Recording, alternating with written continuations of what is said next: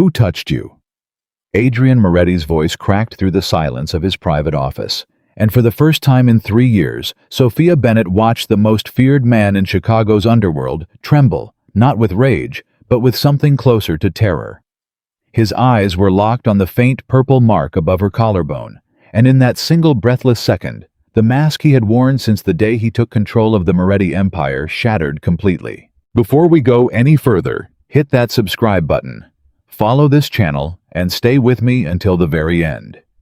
Drop a comment below and tell me which city you're watching from tonight, because I read every single one, and I want to see just how far this story has traveled. Sophia had walked into that office 1,000 times before.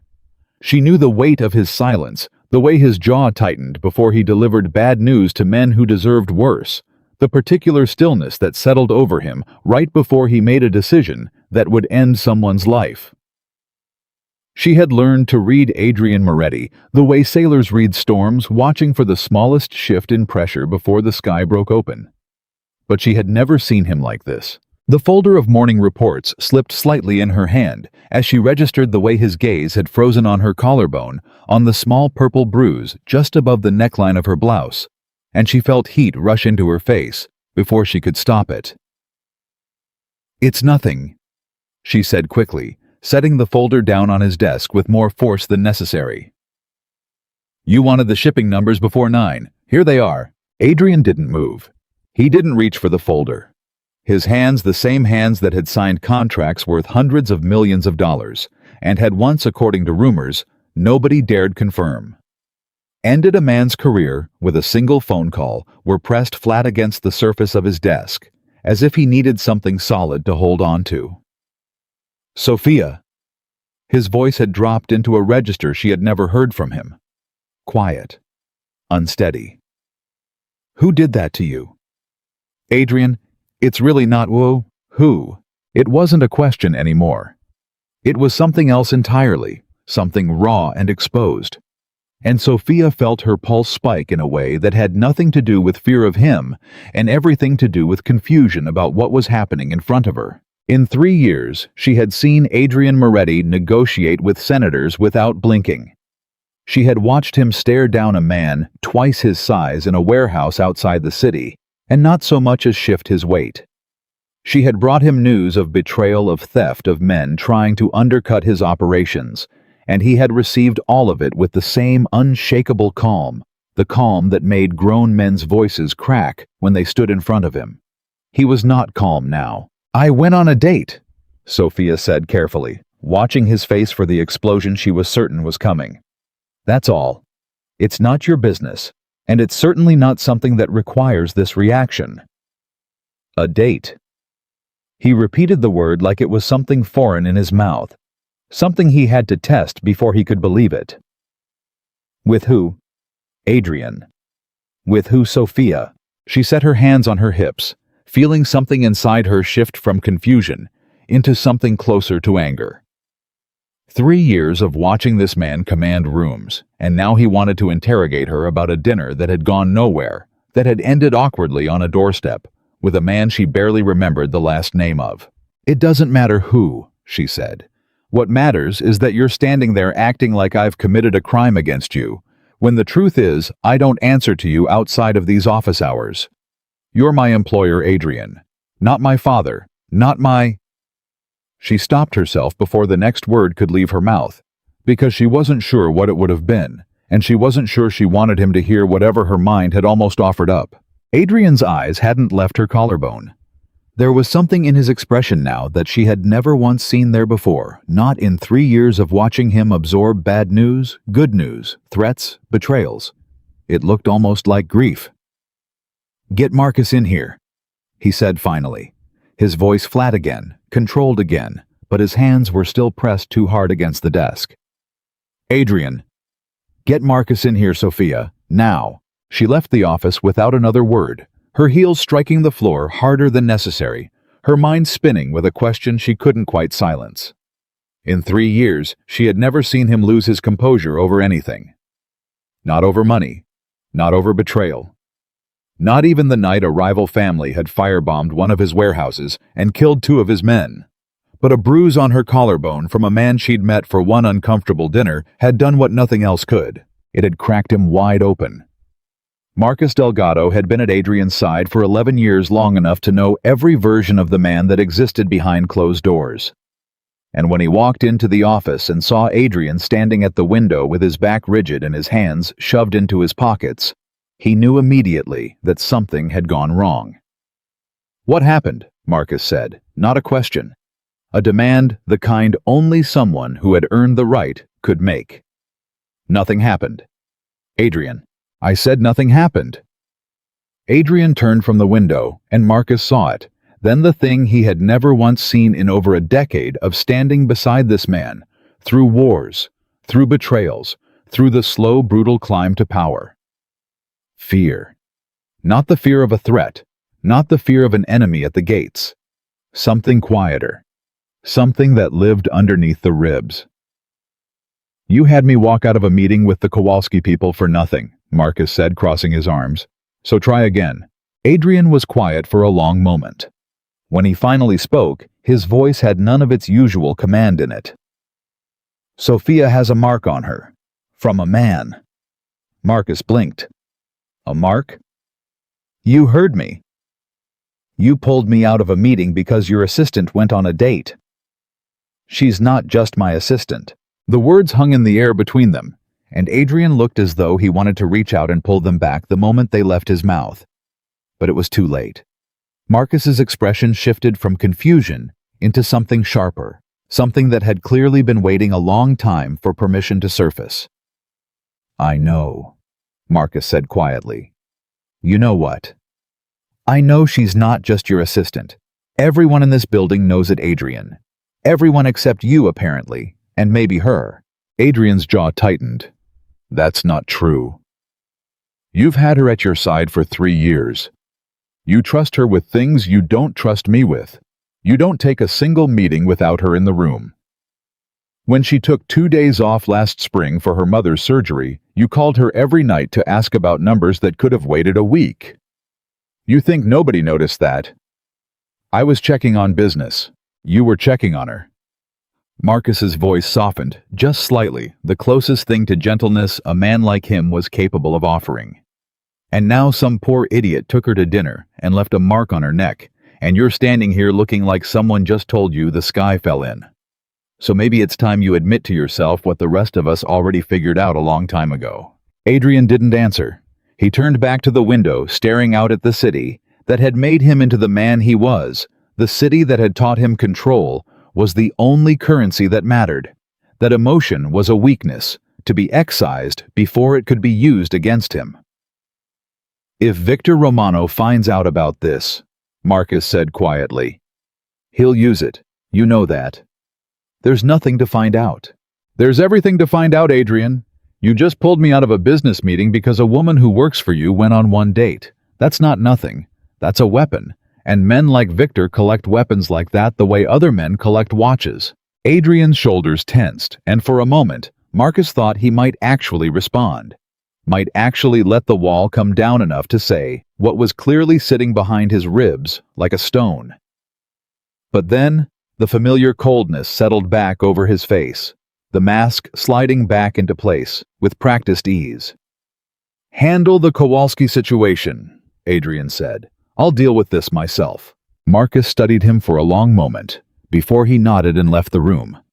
And once he was alone, Adrian allowed himself exactly 30 seconds of stillness before he picked up the phone and made a call that would change the course of everything that followed. Sophia had gone home early that evening, unable to shake the strange, unsettled feeling that had followed her out of the office since that morning. She sat at her kitchen table with a glass of wine she wasn't really drinking, replaying the scene in Adrian's office over and over, trying to make sense of the man she thought she'd understood completely. Her friend Rachel called just after 7. Her voice bright with the particular energy of someone who had orchestrated a matchmaking scheme and was eager to hear how it had gone. "So," Rachel said the moment Sophia picked up, "tell me everything. Was Daniel as charming in person as his profile made him sound?" "Rachel, I really don't want to talk about the date." "Why not, Sophia? You haven't been on a date in over a year. I had to practically drag you out of that apartment." It's not the date, Sophia said, pressing her fingers against her temple. It's what happened after. After? Rachel's voice sharpened with curiosity. What happened after? Sophia hesitated, unsure how to explain the strange electric tension that had filled Adrian's office that morning, the way his voice had cracked when he asked who had touched her. The fear she had seen flicker across a face that had never once shown fear in 3 years of working beside him. Adrian saw the mark, she finally said. The one on my neck. There was a pause on the line, and then Rachel let out a low whistle. Oh. Oh, Sophia. Don't. He saw it. And what? What did he do? He completely lost it, Rachel. I've never seen him like that. He wanted to know who did it. He pulled Marcus into the office. He looked at me like...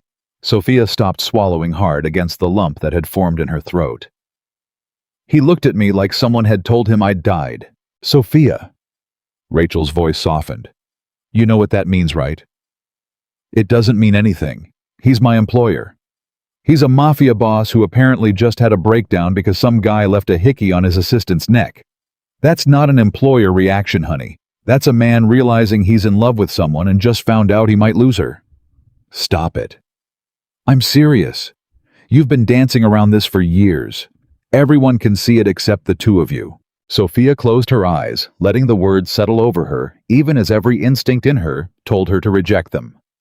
She had spent 3 years building walls around exactly this possibility, telling herself that whatever she felt for Adrian Moretti was nothing more than admiration for a complicated, misunderstood man. She had watched him quietly pay hospital bills for employees he'd never even met.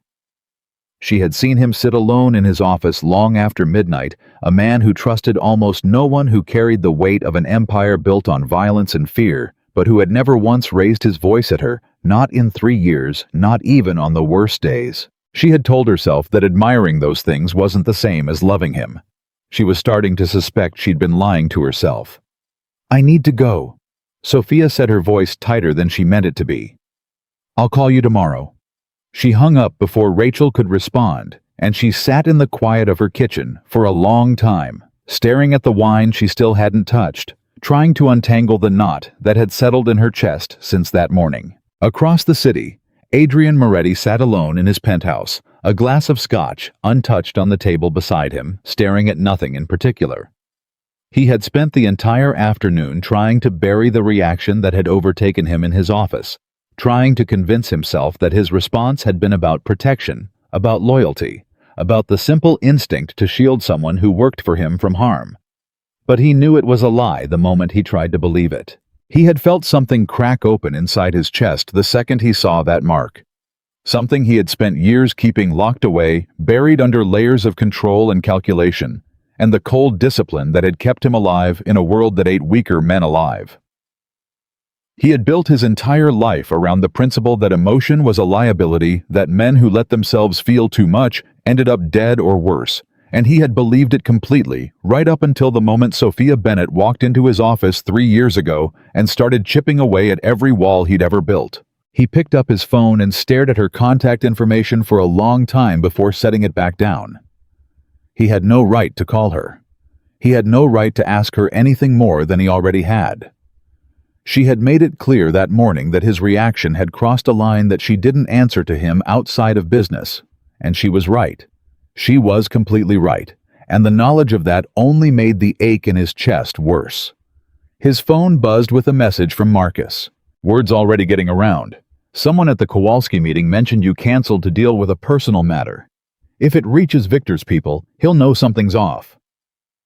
Adrian stared at the message for a long moment, his jaw tightening. Victor Romano. The name alone was enough to summon a familiar coldness in his chest, the particular wariness reserved for a man who had spent the last 2 years trying to find any crack in Adrian's foundation he could exploit. Victor had been circling the edges of Moretti territory for months, testing boundaries, probing for weakness, and Adrian had given him nothing. Not a single opening. Not until today. Handled, Adrian typed back, though he wasn't entirely sure that was true. He set the phone down and finally reached for the scotch, drinking it in one long swallow, trying to burn away the unease that had settled into his bones.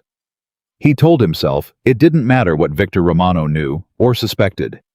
He told himself he could compartmentalize whatever he felt for Sofia, the same way he compartmentalized everything else in his life, filing it away into a box he never had to open. He almost believed it. The next morning, Sofia arrived at the office earlier than usual, determined to re-establish the professional boundary that had blurred so dramatically the day before. She found Adrian already at his desk, dressed impeccably, as always, his expression composed into the careful neutrality she was more accustomed to. "Good morning," she said, setting a fresh folder on his desk. "The Kowalski contract needs your signature by noon." Sofia. She paused, her hand still resting on the folder. "Yes." "About yesterday." "We don't need to talk about yesterday." "I think we do." Adrian rose from his chair, and Sofia felt her pulse quicken as he crossed the room toward her, stopping close enough that she had to tilt her head slightly to meet his eyes. "I overreacted. I know that. And I know it wasn't my place to demand answers from you about your personal life." "No," she said quietly. "It wasn't. But I need you to understand something." His voice had dropped again into that same unsteady register from the day before, the one that stripped away every layer of the composed businessman and revealed something far more vulnerable underneath. The thought of someone hurting you, of someone touching you without your consent, it does something to me that I can't explain. And I know that's not fair to put on you. I know I have no right to feel that way about someone who works for me. But I can't seem to help it, Sofia, and I'm tired of pretending that I can. Sofia's breath caught in her throat. 3 years of careful distance, of professional courtesy, of unspoken tension, neither of them had ever acknowledged out loud, and here it was finally spilling into the open air between them. "Adrian, we can't. I know. You're my employer. This is a business, and if the wrong people find out that there's something between us, it puts everyone at risk. It puts me at risk. I know that too." He reached out his fingers, brushing lightly against her wrist, and she felt the warmth of his touch spread through her entire body, despite every instinct telling her to step back. "I've spent 3 years telling myself the same thing every single day. That it doesn't matter what I feel. That it's not safe. That you deserve someone who doesn't come with the kind of danger that follows me everywhere I go." "Then why are you telling me this now?" "Because yesterday when I saw that mark on your neck, I realized something." His eyes searched hers raw and unguarded in a way she had never once seen from him. "I realized that no matter how many walls I put up, no matter how much distance I try to keep, the thought of losing you terrifies me more than anything Victor Romano or any other enemy could ever do to me. And I don't know what to do with that." Before Sofia could respond, the office door opened without warning, and Marcus stepped inside. His expression tight with urgency that immediately cut through the charged silence between them. "We have a problem," Marcus said. Adrian stepped back from Sofia instantly, the mask sliding back into place with practiced speed. "What kind of problem?"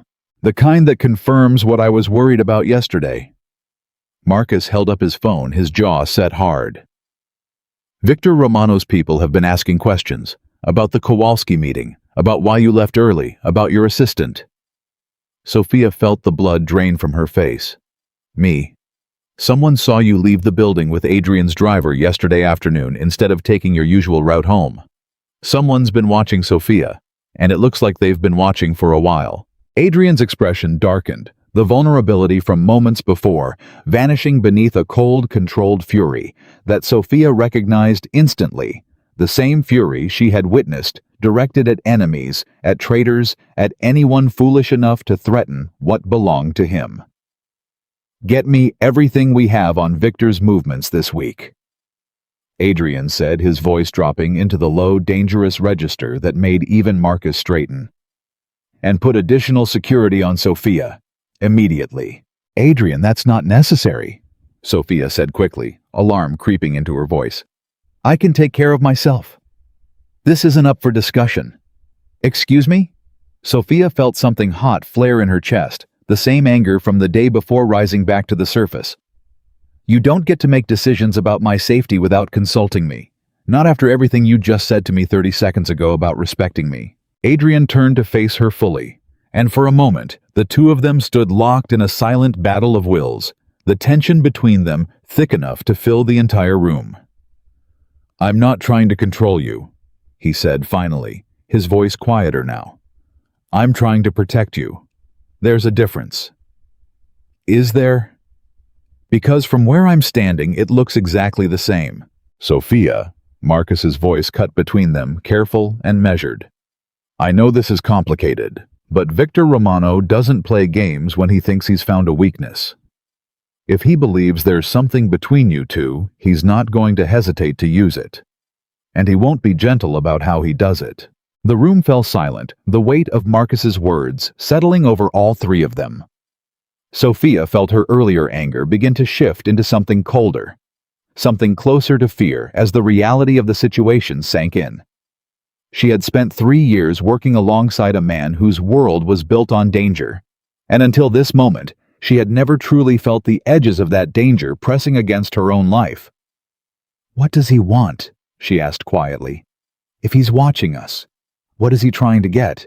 "Leverage," Adrian said, his voice flat. "A way to control me, and right now you're the closest thing to a weakness he's ever found." "Then maybe the answer is distance," Sophia said, though the words tasted bitter as she spoke them. "Maybe I need to step back, take a different position within the company. Something that keeps me away from you until this settles." "No." Adrian's response came instantly sharp and immediate. "Absolutely not." "Adrian, if I'm putting you at risk, you're not putting me at risk. Victor is the risk, and running from this isn't going to fix anything. It's just going to make you easier to isolate, easier to target, when you're not surrounded by people who can protect you." Sophia opened her mouth to argue, but something in his expression stopped her, some depth of fear and determination that told her this wasn't a negotiation he intended to lose. She had never seen him fight this hard for anything that wasn't directly tied to business, to power, to the empire he had spent his entire adult life building. He was fighting this hard for her. "Fine," she said, finally, her voice quieter now. "But I'm not going to hide, Adrian. And I'm not going to let you wrap me in so much security that I can't function. If Victor wants to test how far he can push, we handle it together. Not with you making unilateral decisions about my life." Adrian studied her for a long moment, something shifting behind his eyes, and finally he nodded. Together. The word hung between them heavier than either of them had intended, carrying implications. Neither was quite ready to name out loud. That evening, as Sophia prepared to leave the office, Marcus intercepted her near the elevator, his expression unusually serious. "Can I talk to you for a minute?" he said. "Of course. I've known Adrian for 11 years, Marcus said, glancing around to make sure they were alone. "I've seen him build this empire from nothing. I've seen him make decisions that would break most men. And in all that time, I've never once seen him afraid of anything. Not real fear. Not until yesterday.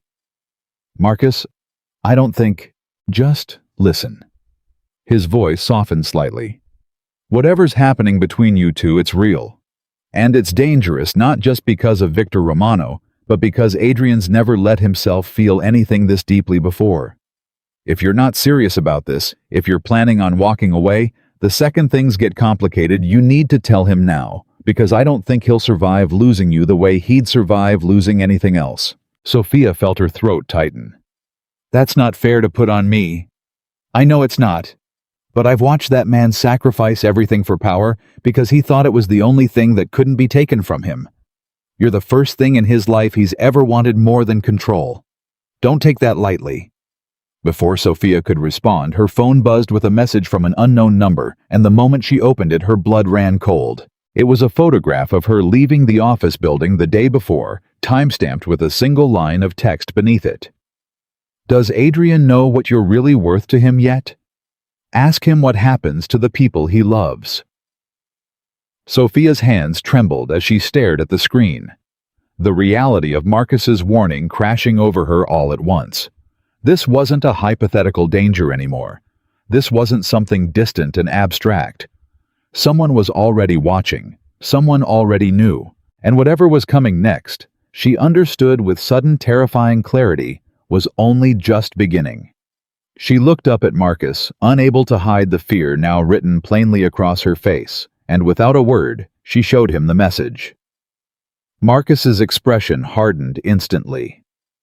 Adrian needs to see this, now. Together they turned back toward the office, the elevator doors closing behind them, sealing them back inside the world Sophia had spent 3 years standing at the edge of, but never truly stepping into. She was inside it now. Marcus set the phone down on Adrian's desk without a word, and Adrian read the message twice before his expression went perfectly, dangerously still. Does Adrian know what you're really worth to him yet? Ask him what happens to the people he loves. Trace it, Adrian said quietly, too quietly. Sophia had learned over 3 years that his volume dropped in direct proportion to how close he was to violence, and right now his voice was barely above a whisper. Already on it, Marcus said. It'll come back to a burner. It always does with Victor's people, but the message itself tells us enough. It tells us he's been watching her for longer than one afternoon, Adrian said, and when he looked up at Sophia, the fear from the day before had curdled into something harder, something with edges. This isn't a warning, it's a countdown. Sophia wrapped her arms around herself, feeling the office grow smaller around her, the walls that had always seemed so solid, suddenly thin as paper. A countdown to what? To whatever he decides will hurt me the most. Adrian rounded the desk and stood in front of her close enough that she could see the muscle working in his jaw. Which, as of about 90 seconds ago, is officially you. Adrian, I need you to listen to me. He took her hands, and she let him too, rattled by the message still glowing on Marcus's phone to pull away. From this point forward, you don't leave this building without Marcus or one of his men. You don't take calls from numbers you don't recognize. You don't go anywhere alone. Do you understand? I understand that you're scared, Sophia said. I don't understand why you think taking away every ounce of control I have over my own life is the answer. Because control is the only thing that's ever kept me alive. His voice cracked on the last word just slightly, just enough that Marcus looked away, giving them a privacy he clearly felt didn't belong to him. And I am not losing you because I decided to be reasonable about your independence. Sophia searched his face, and for a moment, the anger in her chest softened into something gentler, something that ached instead of burned. You're not going to lose me, Adrian. You don't know that. Neither do you. But standing here and letting fear make every decision for both of us isn't going to protect me. It's going to suffocate me. And eventually, it's going to suffocate whatever this is between us before it even gets the chance to be something real. The silence that followed stretched long enough that Marcus finally cleared his throat. As much as I hate to interrupt whatever this is, we have a more immediate problem. If Victor's already sending messages like this, he's not just testing the waters anymore. He's escalating. Which means we need to figure out how he's getting information in the first place. Adrian's eyes narrowed. You think someone inside is talking to him? I think it's the only way he'd know Sophia left in your driver's car instead of taking a cab like she usually does. That's not something you learn from watching the building. That's something you learn from someone inside it. The words landed like a stone dropped into still water, and Sophia watched the color drain slightly from Adrian's face as the implication settled over him. In an empire built on loyalty, bought with fear and money, in equal measure, the idea that someone close enough to know Sophia's routine had turned against him was its own kind of violence, quieter than a bullet, but no less devastating. Get me the security footage from the garage, Adrian said. Every camera, every angle. I want to know who was watching her leave. Adrian, that's going to take hours to go through. Then we start now. Sophia watched the two men fall into the rhythm of crisis management she had witnessed dozens of times before the clip deficiency that had kept Adrian's empire standing through wars with other families, through federal investigations, through betrayals that would have destroyed lesser men. But this time was different. This time, she wasn't standing on the outside of the danger offering coffee and scheduling meetings around it. This time, she was the danger. "I want to help," she said. Both men looked at her. "Sophia," Adrian started. "No, don't do that. Don't look at me like I'm something fragile that needs to be tucked away in a corner while the two of you handle the real work. I've read every contract that's crossed your desk for 3 years. I know this company better than half the people on your payroll. If someone inside is feeding information to Victor Romano, I might notice something you two wouldn't." Marcus glanced at Adrian, something like approval flickering across his face before he could stop it. "She's not wrong." Adrian exhaled slowly, and Sophia watched him wrestle visibly with the two instincts warring inside him, the desire to wrap her in every layer of protection he could manufacture, and the deeper, harder truth that trying to control her would only prove her earlier point.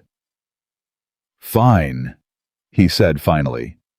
"But you don't leave this floor. And you tell me the second anything feels wrong. Anything at all." Deal. They spent the next several hours in Adrian's office combing through security footage, cross-referencing entry logs, building a timeline of who had access to the information that had ended up in Victor Romano's hands. Sophia found herself falling into an old familiar rhythm with Adrian, the two of them working in tandem, the way they always had. Except now every accidental brush of his hand against hers sent a current through her body that she couldn't pretend not to notice. "There," she said suddenly, pointing at a timestamp on the screen. "Yesterday afternoon, right before I left. Look at who's standing by the elevator." Adrian leaned in, and his jaw tightened as he recognized the figure on the grainy footage.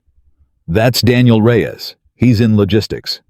He's also standing exactly where he'd need to be to watch me get into the car," Sophia said. "And look at the timestamp on his phone activity. He sent a text message 30 seconds after I left the garage." Marcus was already pulling up personnel files, his expression darkening with every line he read.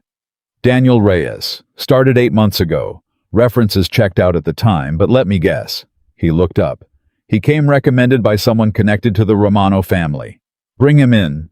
Adrian said, his voice dropping into the low, controlled register that made even Marcus straighten in his chair. "Adrian?"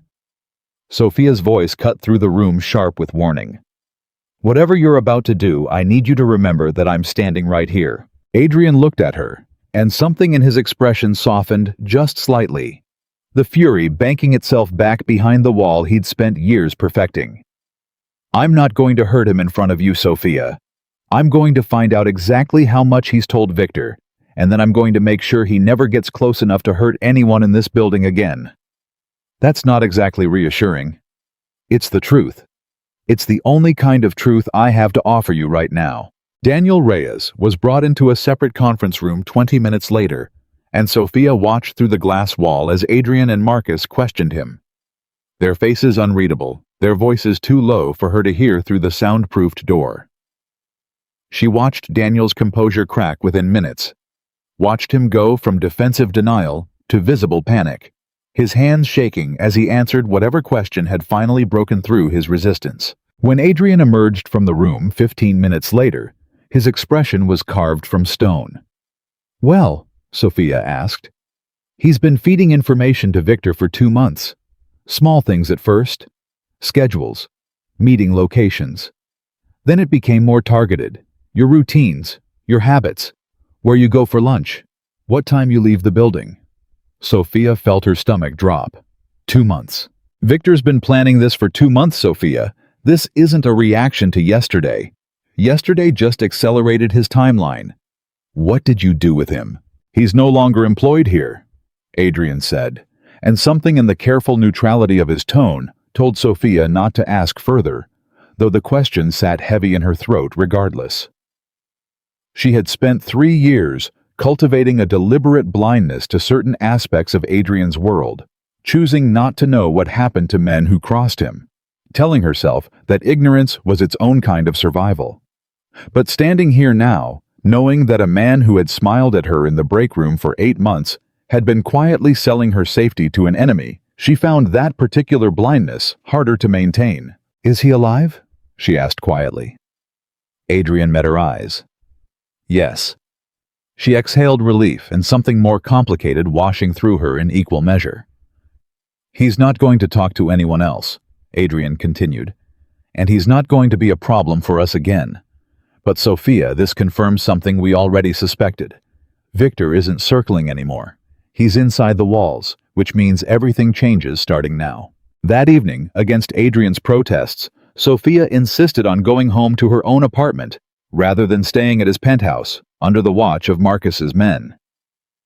It was a small act of defiance, but one that felt necessary, a way of proving to herself that she hadn't already surrendered every piece of autonomy she'd built for herself since the moment that mark on her collarbone had upended everything. Rachel showed up unannounced an hour after Sophia got home, her expression a complicated mixture of worry and barely restrained curiosity.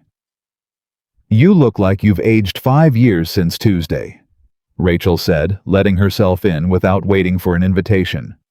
"It's been a long week." "Sophia, there are 2 men in suits sitting in a car outside your building. I had to walk past them to get to your door. One of them asked for my ID." Sophia rubbed her temples, exhaustion pulling at every part of her. "That would be Marcus's people," Adrian insisted.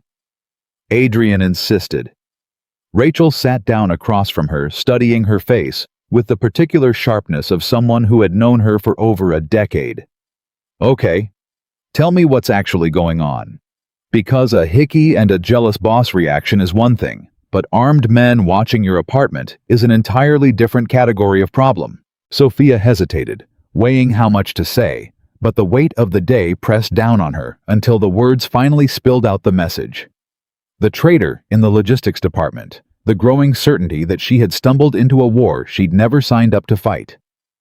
Rachel's face went pale as she listened. "Sophia, this is insane. You need to get out. Take a leave of absence. Go stay with your sister in Denver until this blows over. And leave Adrian to deal with this alone." "Yes, actually, that's exactly what I'm suggesting." Rachel leaned forward, gripping Sophia's hands. "I love you, but you're not equipped for this. None of us are. This is mafia business. People die in this world, Sophia. Real people with real families, and I am not going to sit here and watch you become one of them because you fell for a man whose job description includes occasionally ruins people. It's not that simple." "Why not?" Sophia struggled to find the words, and when she finally spoke, her voice was quieter than she intended. "Because I love him, Rachel. And I think somewhere along the way, without either of us admitting it out loud, I stopped being able to imagine a version of my life that doesn't have him in it." Rachel sat back, some of the fight draining out of her expression, replaced by something softer, more resigned. "How long have you known that?" "I think I've known it for a long time. I just didn't let myself say it until this week." "And does he know?" "He told me yesterday that he can't stop thinking about losing me, that the thought of it terrifies him more than anything Victor Romano could do." "That's not the same as saying he loves you." "No," Sophia admitted. "It's not." Her phone buzzed on the table between them, and she felt her heart lurch when she saw Adrian's name on the screen. She answered it, putting the call on speaker without thinking, and his voice filled the small space of her living room tight with an urgency that immediately silenced whatever else Rachel had been about to say. "Sophia, I need you to leave your apartment right now." "Adrian, what's wrong?" "Marcus's men just intercepted someone trying to access the security panel outside your building. We don't know yet if it's connected to Victor, but I'm not taking chances. I'm sending a car. I need you downstairs in 5 minutes." Sophia's blood ran cold, and beside her, Rachel had gone rigid, her eyes wide with fear that mirrored exactly what Sophia felt rising in her own chest. "Okay," Sophia said, her voice steadier than she felt. "Okay, I'm coming." "Sophia." Adrian's voice softened just slightly, just enough to remind her that underneath the crisis management, there was a man genuinely terrified of what might happen to her. "Please hurry." The line went dead, and Sophia stood, her hands trembling as she grabbed her coat and her bag, Rachel scrambling to her feet beside her. "I'm coming with you," Rachel said. "No, you need to go home. I don't want you anywhere near this." Sophia, "Please, Rachel. I can't be worried about you on top of everything else." Rachel's jaw tightened, but she nodded, pulling Sophia into a fierce hug before releasing her. "Call me the second you're safe. I mean it." Sophia made it downstairs in under 4 minutes, and the black car was already waiting, its engine idling. One of Marcus's men holding the door open for her with the tense efficiency of someone trained to move quickly under pressure. She climbed inside, and the car pulled away from the curb the moment the door closed, merging into traffic with a speed that told her exactly how seriously they were taking the threat. She arrived at Adrian's penthouse 20 minutes later, and the moment she stepped off the elevator, he was there, crossing the space between them in 3 long strides and pulling her into his arms before she could say a word. "I'm okay," she said against his chest, feeling the frantic pace of his heartbeat beneath her cheek. "Adrian, I'm okay." "I know." His voice was rough, unsteady. "I know you're okay. I just needed to feel it for myself." He pulled back just enough to look at her, his hands framing her face with a gentleness that felt almost unbearable given everything else that had happened that day. And Sophia felt something inside her finally give way. Some final wall crumbling under the weight of everything she'd been trying not to feel. "What happened outside my building?" she asked. A man was seen trying to access the security panel. My people intercepted him before he got anywhere near the entrance, but he ran before they could grab him. We don't have confirmation it was connected to Victor, but given everything else this week, I'm not willing to bet your safety on coincidence. So what happens now? Now you stay here, with me, until this is resolved. Sophia searched his face, waiting for the argument to rise in her chest, the way it had every other time he'd tried to make decisions about her life without her input. But this time, standing in the quiet of his penthouse with her pulse still racing from the fear of the last half hour, she found she didn't have the energy to fight him. "Okay," she said quietly. Something shifted in his expression, surprise flickering across his features. "Okay. I'm not agreeing because I think you're right to make these decisions for me," she clarified. "I'm agreeing because I'm scared, Adrian, and because some part of me feels safer here than anywhere else right now. That's different." "I'll take it," he said, and for the first time since the message had appeared on Marcus's phone that afternoon, something like a smile touched the corner of his mouth. They sat together on his couch that night, neither of them quite ready to acknowledge the strange new intimacy of the arrangement, the fact that Sophia's overnight bag now sat by his bedroom door, that her toothbrush would soon join his in the bathroom she'd only ever seen from a distance. Adrian poured 2 glasses of scotch, though Sophia barely touched hers, and for a long time they sat in comfortable silence, the weight of the day settling slowly around them. "Can I ask you something?" Sophia said finally. "Anything. Why did you never say anything before all of this? 3 years, Adrian. 3 years of watching you across a desk, of wondering if what I felt was one-sided, or if there was something there that neither of us was brave enough to name. Why did you wait until a stranger left a mark on my neck to admit any of it?" Adrian was quiet for a long moment, turning his glass slowly in his hand. "Because I've never let myself want something I couldn't guarantee I'd keep." "What does that mean?" "It means that everything in my life, everything I've built on control. I know how to protect an empire. I know how to eliminate threats, how to calculate risk, how to make sure the things that matter to me survive whatever comes for them. But you..." He looked at her, and the rawness in his eyes stole the breath from her lungs. "I don't know how to protect what I feel for you, Sophia. I don't know how to control it, or calculate it, or guarantee that it survives. And a man like me, a man who has spent his entire life making sure nothing is left to chance, that terrifies me more than any enemy ever could. So you decided it was safer to say nothing. I decided it was safer for you if I said nothing. Every person who's ever mattered to me in this life has become a target the moment my enemies discovered it. My mother, my younger brother. I watched what happened to them. Sophia, and I promised myself I would never let that happen to anyone else I loved. I thought if I kept you at a distance, if I never let what I felt become something visible, I could keep you safe from all of it." Sophia felt her throat tighten at the admission the first time in 3 years he had ever mentioned a brother, a detail buried so deeply beneath his careful composure that she hadn't even known to ask about it. "What happened to your brother?" Adrian's expression flickered with old pain, quickly suppressed, but not quickly enough to hide from her. "That's a story for another night."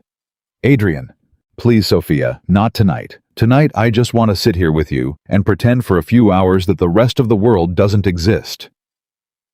She didn't push further, though she filed the admission away carefully, understanding for the first time the true depth of the walls Adrian Moretti had built around himself.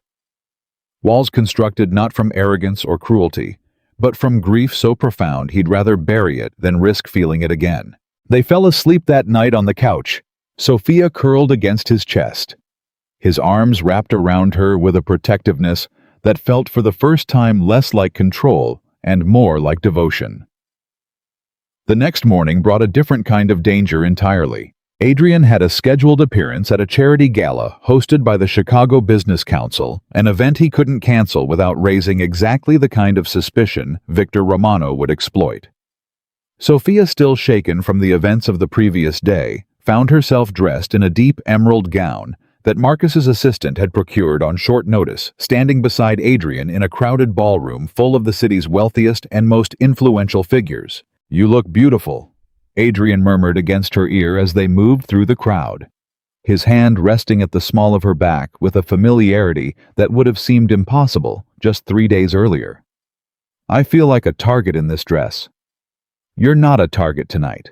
Tonight, you're simply the woman standing beside me, and anyone who has a problem with that can address it to me directly." The evening passed in a blur of forced smiles and careful conversation, Sophia navigating the delicate balance of playing her part while remaining hyper-aware of every face in the room, every unfamiliar figure who lingered a moment too long near their table. It wasn't until nearly 10 o'clock that the danger she'd been bracing for finally arrived in the form of a tall, silver-haired man who approached their table with the easy confidence of someone who had never once feared consequences. "Adrian Moretti," the man said, extending a hand that Adrian did not take. "It's been too long." "Victor." Adrian's voice was ice, every trace of the warmth he'd shown Sophia moments earlier vanishing beneath a controlled fury that made the hair on the back of her neck stand up. "I didn't realize the council extended invitations to men with your particular hobbies." Victor Romano smiled unbothered and turned his attention to Sophia with a slowness that felt deliberately unsettling. "You must be the assistant everyone's been talking about." "Sophia Bennett," she said, refusing to let her voice betray the fear coiling in her stomach. "Sophia." Victor repeated her name like he was tasting it, filing it away. "Adrian's been very protective of you lately, almost desperately so from what I understand. It's quite touching, really, watching a man like him discover he's capable of loving something." "That's enough," Adrian said, his voice dropping into a register that made even the surrounding conversation seem to quiet. "Is it?" Victor's smile widened, cold and precise. "I only came over to offer my congratulations. It's rare to see a man in your position find something worth protecting. Rarer still to watch him fail to protect it." The threat, thinly veiled beneath the polished civility of the exchange, landed like a physical blow, and Sophia felt Adrian's hand tighten against her waist restraint, costing him visibly with every passing second. "If you have something to say to me," Adrian said quietly, "say it directly. Don't hide behind pleasantries in front of a room full of people who think you're a legitimate businessman." "I'm simply making an observation, Adrian. You've spent years being untouchable, cold, efficient. The kind of man other men fear because he never gives them anything to use against him. And now in the span of a single week you've handed me the only weapon I've ever needed." Victor's eyes flicked to Sophia, lingering just long enough to make her skin crawl. "Enjoy your evening. I have a feeling it's one of the last calm ones you'll have for a while." He walked away without another word, disappearing into the crowd, with the same unbothered ease with which he'd arrived, and Sophia turned to find Adrian's jaw clenched so tight she worried he might crack a tooth.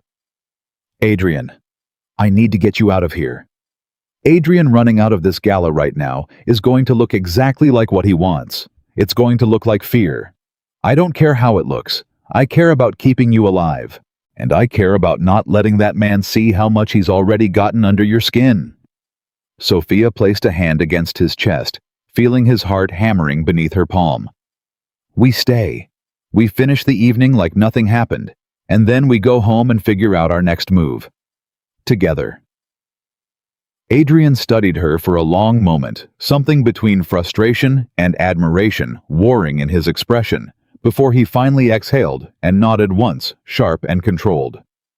"Together," he agreed. They stayed for another hour, moving through the remainder of the gala with practiced composure, though Sophia could feel the tension radiating off Adrian in waves, could see Marcus watching Victor's movements from across the room, with the focused intensity of a man calculating 100 different contingencies at once. It wasn't until they were back in the car, the city lights blurring past the windows, that Adrian finally let the mask slip. "He's going to come for you," Adrian said quietly. "I could see it in his eyes tonight. This isn't about business anymore. This is about proving he can take something from me that I can't get back." "Then we don't let him. Sophia, I've fought wars in this city. I've buried enemies who were far more dangerous than Victor Romano ever will be. But none of them ever understood what it meant to threaten something I couldn't bear to lose. He's found the one weapon I have no defense against, and he knows it." "Then build a defense," Sophia said fiercely, taking his hand in both of hers. "Because I am not going anywhere, Adrian. Not because of Victor Romano, not because of fear, not because some part of me thinks it would be easier. I love you. I think I've loved you for longer than I've let myself admit, and I am not walking away from that just because it's dangerous." The words hung in the air between them, and Adrian turned to look at her with an expression she had never once seen on his face in 3 years, something unguarded and raw, and entirely without the armor he wore for the rest of the world. "Say that again," he said quietly. "I love you." He kissed her. Then finally 3 years of restraint dissolving in an instant, his hands framing her face with a tenderness that contradicted everything the world believed about the man capable of destroying empires with a single decision.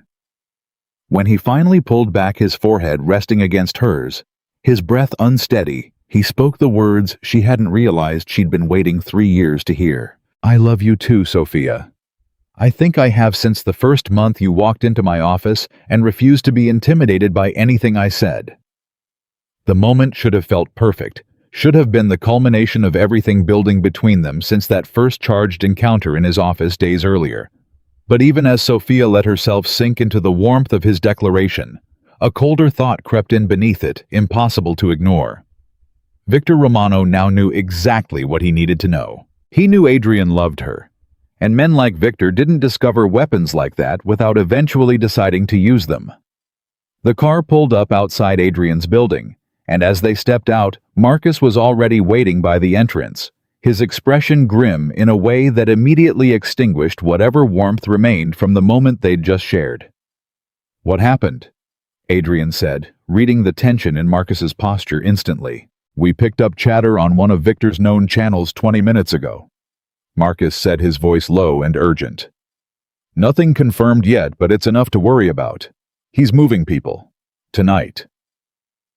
Sophia felt her stomach drop, the warmth of Adrian's kiss still lingering on her lips, even as fear flooded back into every part of her body. "Moving people where?" Adrian demanded. "Adrian, we don't know yet. But given everything he said tonight, given how carefully he watched Sophia during that entire exchange, I don't think it's a stretch to guess." Adrian's arm tightened around Sophia instinctively, his entire body going rigid with a fury that seemed to fill the space around them. "He's not getting anywhere near her. I'm doubling the detail on her starting tonight," Marcus said. "But Adrian, if he's serious about this, if he's really decided to move against her directly, we need to consider whether keeping her in the city at all is still the safest option." "No," Sophia said immediately before Adrian could respond. "I'm not running. I already told you that."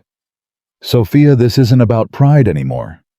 Marcus said, his voice gentler than she'd ever heard it. "This is about survival. I understand the risk, Marcus. I understood it the moment that message showed up on your phone yesterday. But if I run now, if I let Victor Romano scare me out of my own life, he wins something even more valuable than whatever he's planning tonight. He proves that fear works. And I refuse to give him that." Adrian looked down at her, something fierce and proud flickering behind the fear still etched into his expression. "She's not wrong. Adrian, I'm not saying we don't take every precaution available to us," Adrian said, cutting Marcus off gently. "I'm saying we don't let him dictate the terms of how we live our lives. That's exactly what he wants." Marcus studied them both for a long moment, before finally nodding, though the tension in his shoulders didn't ease. "Then we increase security, effective immediately. Nobody gets near her without clearance, and I mean nobody." They rode the elevator up to Adrian's penthouse in tense silence, the weight of Victor's threat pressing down on all three of them, and by the time they reached the top floor, Sophia's earlier joy had been almost entirely swallowed by a creeping dread she couldn't shake. Adrian noticed the shift in her, immediately pulling her close the moment the elevator doors opened. His hand cupping the back of her head with a gentleness that felt like an apology for everything the evening had cost them. "I won't let anything happen to you," he murmured against her hair. "I know you'll try. Sophia, look at me." He pulled back, holding her gaze with an intensity that left no room for doubt. "I've built an empire on the promise that I always protect what's mine.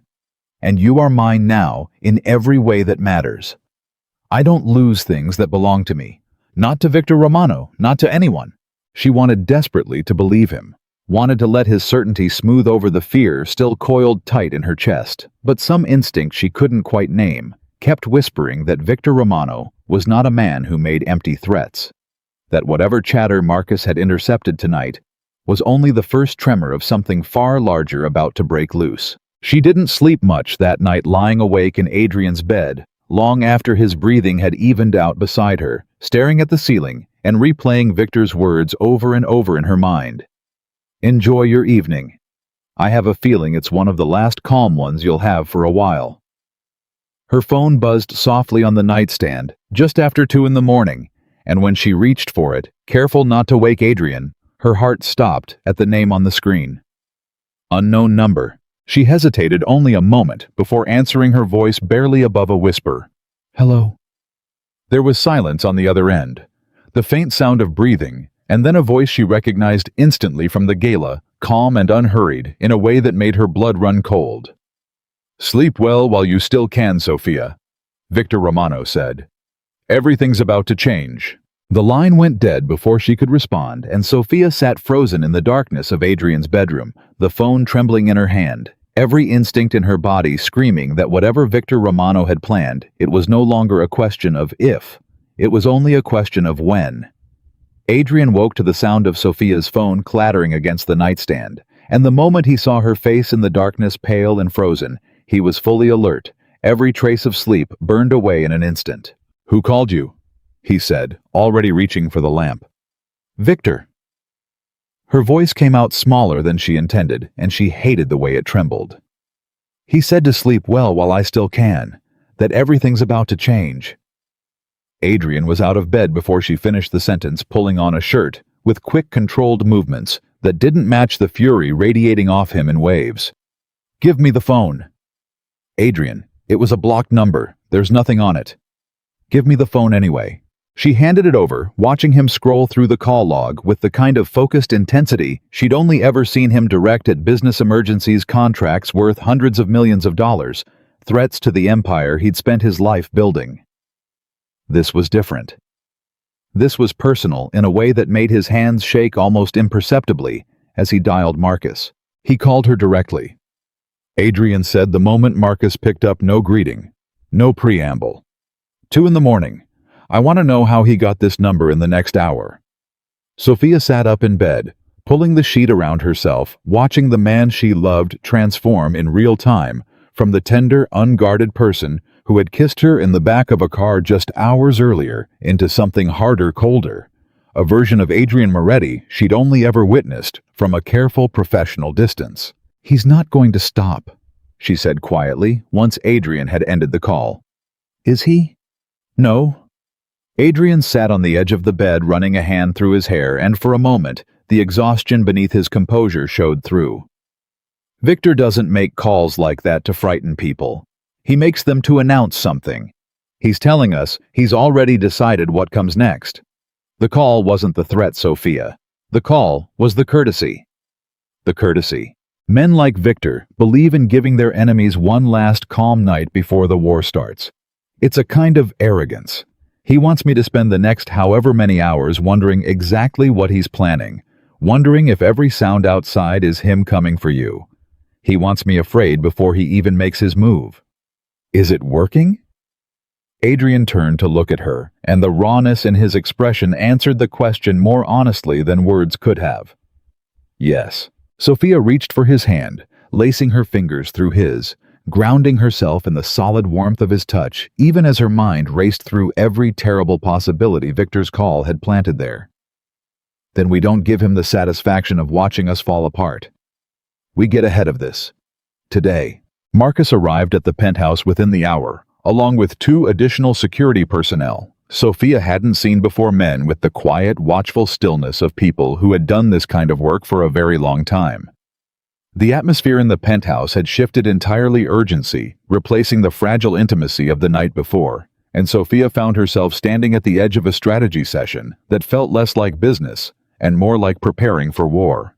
I pulled every piece of intelligence we have on Victor's movements over the last 72 hours, Marcus said, spreading a series of documents across the dining table. He's been unusually active, meetings with 3 separate crews that don't normally work together. That tells me he's not planning something small. What's he building toward? Adrian asked, his voice tight. Best guess he's assembling a team for a single coordinated operation. Something fast, in and out. The kind of thing that doesn't leave room for us to react in time. Marcus glanced at Sophia, his expression grim. And given the phone call last night, I think we all know who the target is. Sophia felt her stomach twist, but she forced herself to keep her voice steady. So what do? We change the equation, Adrian said. If Victor's planning to come for Sophia, we don't wait for him to choose the moment. We control it. Adrian, that's a dangerous game, Marcus said carefully. If we move first, we lose the advantage of him not knowing exactly how much we already know. He already knows how much we know Marcus. He called her directly. He's not hiding anymore, which means we stop hiding too. Sophia watched the exchange with a growing sense of dread. The reality of the danger she'd stepped into finally crystallizing into something she could no longer soften with hope or denial. 3 days ago, her biggest concern had been an awkward dinner and an unwanted bruise. Now she was sitting at the center of a war between 2 of the most dangerous men in Chicago, and the weapon Victor Romano intended to use against Adrian was her. I want to talk to him, she said suddenly. The room went silent. Absolutely not, Adrian said immediately. Adrian, listen to me. If Victor wants to use me as leverage, then maybe the only way to take that leverage away is to show him it doesn't work. Show him I'm not afraid of him. You should be afraid of him. Adrian said, his voice sharp, with a fear he wasn't bothering to hide anymore. Sophia, this is not a man who responds to bravery. He responds to weakness, and the moment you're in a room with him, without me, there to protect you, you become exactly the kind of weakness he's looking for. Then come with me. That's insane. Walking directly into whatever trap he's setting is exactly what he wants. Not if we choose the terms, Sophia argued, feeling the shape of an idea forming even as she spoke it. Not if it happens somewhere public, somewhere he can't touch either of us without consequences that even he isn't willing to accept. Marcus studied her for a long moment, something calculating shifting behind his eyes. She might be onto something. Victor's built his entire reputation on the appearance of legitimacy. He's careful about where and how he makes his moves. If we force a public conversation somewhere with witnesses, somewhere his hands are tied by his own carefully constructed image, it might buy us time to figure out his actual plan. I don't like it, Adrian said. You don't have to like it, Sophia said, gently reaching for his hand again. You just have to trust me. The way I've trusted you these last 3 days, even when every instinct told me to run. Adrian's jaw worked silently for a long moment. The war between his need to protect her and his growing respect for her refusal to be protected, playing out across his face in real time. Finally, he exhaled defeat and pride warring in his expression in equal measure. "If we do this," he said, "it happens exactly the way I say. No deviations, no surprises. And if anything at all feels wrong, we're out immediately. Understood?" Understood. The meeting was arranged for the following afternoon, a public restaurant in the heart of the city neutral ground that Victor had apparently agreed to, with an ease that unsettled Adrian more than outright refusal would have. He agreed too quickly. Adrian said that night, pacing the length of his living room, while Marcus reviewed the restaurant's layout on a laptop. Victor doesn't do anything without an angle. If he's agreeing to meet in public, it's because he's already found a way to make public work in his favor. Maybe he wants witnesses too, Sophia offered. Maybe he wants people to see him being reasonable, building his own narrative. Maybe, Adrian said, though the tension in his shoulders didn't ease. Sophia barely slept that night, her mind cycling through every possible version of the confrontation ahead, rehearsing words she hoped she'd never actually need to say. When morning finally came, she dressed carefully, choosing something professional, something that felt like armor, even though it offered no actual protection. And by the time the car pulled up to the restaurant that afternoon, her hands had gone cold. With nerves she refused to let show, Victor Romano was already seated when they arrived alone at a corner table, his posture radiating the same unbothered confidence he'd displayed at the gala. He rose slightly as they approached, a gesture of false courtesy that made Sophia's skin crawl. "Adrian, Sophia, thank you for coming." "Cut the pleasantries, Victor," Adrian said, pulling out a chair for Sophia before taking his own seat. "You know why we're here." "Do I?" Victor's smile widened, unbothered by the hostility radiating off Adrian. "I assumed you came to enjoy lunch. It's a lovely restaurant." "We came because you called Sophia at 2 a.m. and threatened her." Sophia said, her voice steadier than she felt. "I'd like to know exactly what you meant by that." Victor turned his attention to her fully, something almost admiring flickering across his expression. "Direct. I like that. Adrian's always had good taste." "Answer her question," Adrian said, his voice dropping into the register that made grown men flinch. "I didn't threaten anyone," Victor said, spreading his hands innocently. "I simply made an observation. Things are changing, Sophia, for all of us. I thought it courteous to give you fair warning." "Warning of what?" Victor leaned back in his chair, studying them both with the patient calculation of a man who had already won a game the other players didn't fully understand yet. Adrian built his empire on being untouchable, cold, impossible to leverage because he never let anything matter enough to be used against him. And now, in the span of a single week, he's shown the entire city that he has a weakness after all. His eyes flicked to Sophia. "You. So this is about proving a point," Sophia said. "About showing the other families that Adrian can be manipulated." "It's about restoring balance," Victor said, his smile fading into something colder, more honest. "For 2 years, I've watched Adrian expand his territory, absorb smaller operations, position himself as the untouchable king of this city. I've been patient. I've waited for an opening. And now, he's handed me one, wrapped in a very beautiful package." Adrian's hand tightened into a fist beneath the table, and Sophia felt the tension radiating off him like heat from an open flame. "If you touch her," Adrian said quietly, "there will be no restraint left in me. None. You understand that, don't you?" "I'm counting on it, actually," Victor said, and the calm certainty in his voice sent a chill through Sophia's entire body. "A man without restraint makes mistakes, Adrian. He acts without thinking. He leaves openings he wouldn't leave otherwise. I don't need to hurt Sophia to hurt you. I just need you to believe I might." "That's a dangerous game to play," Adrian said. "Underestimating what I'll do to protect what's mine." "I'm not underestimating anything," Victor said, rising from his seat with unhurried precision. "I'm simply reminding you that the great Adrian Moretti finally has something to lose. Enjoy your lunch." He paused, glancing back at Sophia with an expression that made her stomach turn. It was truly a pleasure, Sophia. I hope we meet again under better circumstances. He walked away without waiting for a response, disappearing through the restaurant's front entrance, with the same unbothered ease he'd displayed throughout the entire exchange, leaving Adrian and Sophia sitting in tense, uneasy silence. That accomplished nothing, Adrian said, finally, his voice tight with frustration. It accomplished something, Sophia said quietly. We know he's not planning to hurt me directly. Not yet, anyway. He said it himself. He just needs you to believe he might.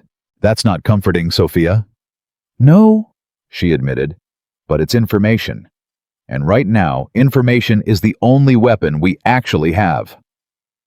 They left the restaurant 20 minutes later, and it wasn't until they were back in the car that Sophia noticed Adrian's phone buzzing repeatedly, his expression growing darker with every message that scrolled across the screen. What is it? She asked. Marcus. He says 2 of our warehouses were hit within the last hour, simultaneous, while we were sitting at that table listening to Victor talk about restraint. Sophia's blood ran cold. He distracted us. He didn't just distract us, Adrian said, his voice tight with barely controlled fury. He used us, got us sitting in public out of position while his people moved on 2 separate locations at the same time. This wasn't a conversation, Sophia. It was a diversion. The car sped toward the nearest warehouse, and by the time they arrived, the damage was already extensive. Smoke rising from a section of the building where something had clearly been set on fire, several of Adrian's men nursing injuries, while Marcus coordinated the response with the tight, controlled urgency of someone managing a genuine crisis. Talk to me, Adrian said the moment he was out of the car. 2 teams professional, in and out in under 15 minutes, Marcus said. They knew exactly what they were looking for. Hit the shipment records first, then set fire to cover their tracks. Same thing happened at the East Side location. Coordinated, precise. Casualties. 3 of our men injured. Nothing fatal, thank God, but it could have been a lot worse. Adrian's jaw was tight enough that Sophia worried he might crack a tooth, and she watched him absorb the report with the same controlled fury she'd witnessed the day the traitor in the logistics department had been discovered. Except now the stakes felt exponentially higher. The war no longer theoretical, but painfully visibly real. This is what he wanted, Adrian said quietly, once Marcus had stepped away to continue coordinating the cleanup. He wanted me distracted, vulnerable. And I walked right into it because I let you convince me a public conversation was a good idea. Adrian, you can't blame yourself for this. I can actually. I'm the one who agreed to it. I'm the one who let my guard down because for one afternoon I wanted to believe we could handle Victor Romano with words instead of violence. His voice cracked just slightly, the exhaustion and fear finally breaking through the careful composure he'd maintained for days. I almost lost you at that table, Sophia, without even realizing it. He could have done anything while we were sitting there. He chose not to this time. But next time, I don't know if I'll be lucky enough to say the same thing. Sophia reached for his hand, grounding him the way she had every other time his fear threatened to overwhelm the careful control he wore like armor. We're still here. We're still standing. That has to count for something. It counts for exactly as long as it takes Victor to decide he's done sending messages and ready to start taking things instead. That night back at the penthouse, the atmosphere had shifted into something heavier. More desperate, the earlier tenderness between them, buried beneath the weight of an escalating war neither of them had asked for. Adrian barely spoke over dinner, his mind clearly working through contingencies, strategies, the endless calculations required to protect an empire and the woman he loved simultaneously. Talk to me, Sophia said, finally setting down her fork. You've been silent for 20 minutes. I'm trying to figure out how to keep you safe without losing everything I've built protecting you. Those 2 things don't have to be separate, Adrian. Don't they? He looked up at her, and the exhaustion in his eyes told her exactly how much this week had cost him. Sophia, I've spent 15 years building something out of nothing. I took over an empire that was falling apart, riddled with corruption on the verge of collapse, and I turned it into something powerful, something respected. And now Victor Romano is testing whether he can dismantle it all simply by threatening the one thing I actually care about, protecting more than any of it. Then let him test it, Sophia said fiercely, and show him he's wrong. Adrian studied her for a long moment, something shifting behind his eyes, some decision crystallizing that she couldn't quite name yet. There's something I haven't told you, he said finally, about my brother. Sophia went still, remembering the brief, painful admission from 2 nights earlier, the story he'd asked her to let go until he was ready. You don't have to tell me if you're not ready. I think I need to. I think you need to understand exactly what's at stake here and why I've spent this entire week terrified in a way I haven't been since I was 23 years old. He poured himself another drink, his hand steadier now, though his voice carried a weight Sophia had never heard from him before. My brother Marco was 2 years younger than me. When our father died, I inherited control of the business, but Marco was always the one people underestimated. Softer than me. Kinder. He fell in love with a woman named Elena, who had absolutely nothing to do with this world, a schoolteacher, someone completely innocent of everything our family represented. I warned him it was dangerous. I told him that men like us don't get to have people like her in our lives without putting them at risk. What happened? Sophia asked quietly, though some part of her already knew the answer would be devastating. He didn't listen. He married her anyway, and for 2 years they were happy. Genuinely happy in a way I'd never seen anyone in this family achieve.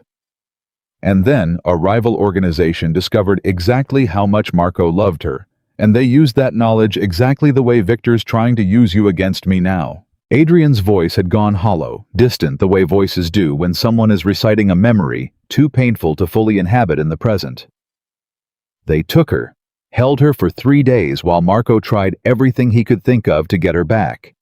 And when he finally found where they were holding her, he went alone, exactly the way I almost went to that restaurant today, believing I could handle Victor with conversation instead of force. He walked into a trap. They killed them both. Sophia's hand flew to her mouth, horror and grief crashing over her at once. Adrian, I'm so sorry. I buried my brother and the woman he loved in the same week I turned 24.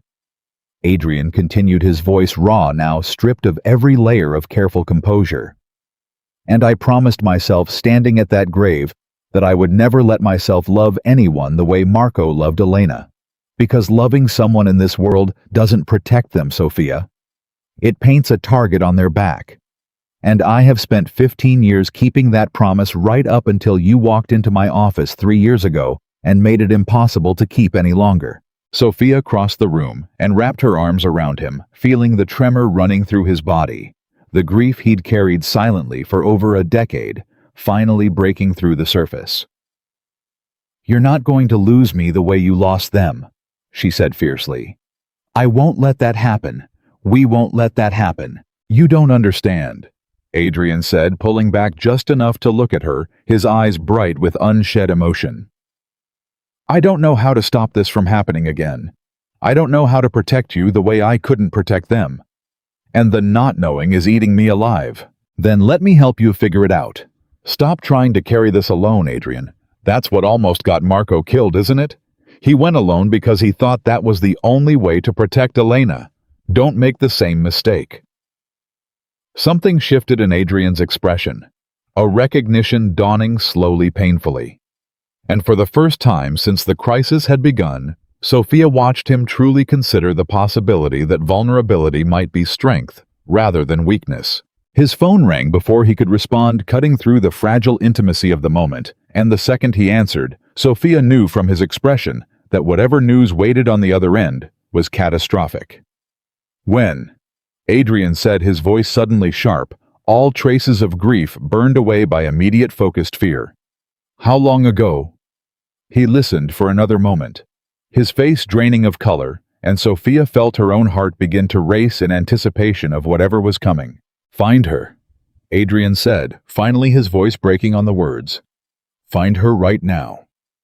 He ended the call and turned to Sophia, and the devastation written across his face told her everything before he even spoke. Rachel, he said. Marcus's men lost track of her 20 minutes ago. Her apartment building's security footage shows two men escorting her into a car. She didn't go willingly. Sophia's entire world tilted sideways, the ground disappearing beneath her feet. No, that's not possible. Rachel has nothing to do with any of this. Victor doesn't care about that, Adrian said grimly, already moving toward the door, pulling on his jacket with hands that shook despite his obvious effort to control them. He knows she's your closest friend. He's not trying to hurt you directly, Sophia. He's showing you exactly how far he's willing to go to prove he can reach anyone connected to you. We have to find her. We will. I promise you we will. Marcus was already waiting downstairs when they arrived, his expression grim. A tablet in his hand displaying grainy security footage that made Sophia's stomach turn violently. They took her from the parking garage outside her building, Marcus said. Professional. In and out in under 90 seconds. Whoever did this knew exactly what they were doing. Do we have anything? Adrian demanded. License plate direction, anything. We're tracing the vehicle now. It's a stolen plate, but our tech team is working on cross-referencing traffic cameras across the city. Sophia felt tears burning behind her eyes, guilt and terror twisting together into something almost unbearable. This is my fault. If I hadn't dragged her into this, if I'd just kept my distance like she told me to. Sophia, listen to me. Adrian gripped her shoulders, forcing her to meet his eyes. This is not your fault. This is Victor Romano's doing, and I promise you, we are going to get her back. How are we going to get her back when we don't even know where she is? Before Adrian could answer, his phone buzzed with a message, and the moment he read it, his expression hardened into something Sophia had never seen from him before. Something that went beyond fury into a territory that looked almost inhumanly calm. He turned the phone toward her without a word, and Sophia's breath caught at the image displayed on the screen. Rachel bound to a chair, her eyes wide with terror, a warehouse visible in the background that Sophia didn't recognize. Beneath the image, a single line of text. Bring Sophia, alone. Or her friend doesn't make it through the night. Sophia's knees nearly buckled, and Adrian caught her before she could fall. His arms wrapping around her with a fierce protectiveness that couldn't fully mask the fear radiating off him in waves. He wants me, Sophia said, her voice barely a whisper. Adrian, he wants me to go alone. Absolutely not. He's going to kill her if I don't. He's going to kill both of you if you walk into that warehouse alone, Sophia. This is exactly what happened to Marco and Elena. I am not watching it happen again. Then what do? We can't just leave Rachel there. Marcus stepped forward, his expression tight with calculation. We have a location tag embedded in that image. Metadata, if we're lucky. Give me 10 minutes and I might be able to narrow down which warehouse this is. Adrian nodded, once sharp and controlled, though the fear hadn't left his eyes. 10 minutes. And then we're moving with or without a confirmed location. The 10 minutes stretched into the longest of Sophia's life, every second amplifying the terror pooling in her stomach as she imagined Rachel alone and terrified paying the price for a danger that had nothing to do with her, a danger Sophia herself had unknowingly invited into all of their lives. Got it, Marcus said, finally, his voice tight with urgency. Abandoned warehouse on the south side. It's one of Victor's known properties. We've had eyes on it before. Then we move, Adrian said.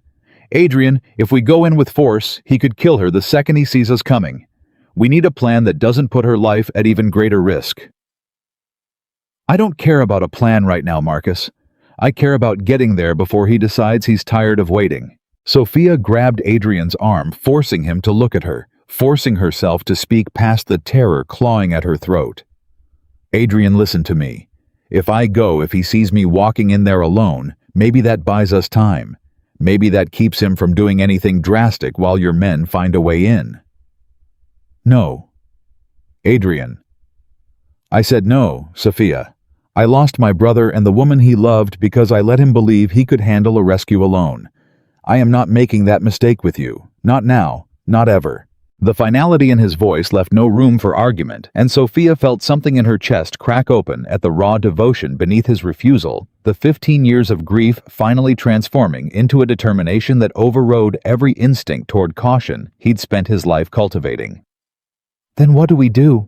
she asked, her voice shaking. Adrian turned to Marcus, his expression settling into the cold, calculating focus Sophia had only ever heard about in whispered rumors, the version of him that had built an empire out of chaos and fear. "Get every available man to that warehouse," Adrian said. "Quietly. No sirens, no announcements. I want eyes on every entrance within the hour." "Adrian, if Victor's people see us surrounding the building, they won't see us. Not until it's too late for them to do anything about it." Adrian's voice had dropped into something almost inhumanly calm. The fury banked so deep beneath the surface that it had transformed into something colder, more dangerous. "Victor wants a war. I've spent 15 years avoiding exactly this kind of confrontation because I understood the cost. But he's taken Rachel. He's threatened Sophia. And he's about to learn exactly why every family in this city has spent the last decade being careful not to underestimate me." Sophia watched him transform in real time.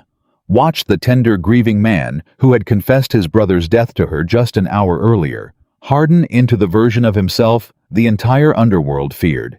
And for the first time since this nightmare began, she understood with terrifying clarity exactly what Adrian Moretti was capable of when the people he loved were threatened.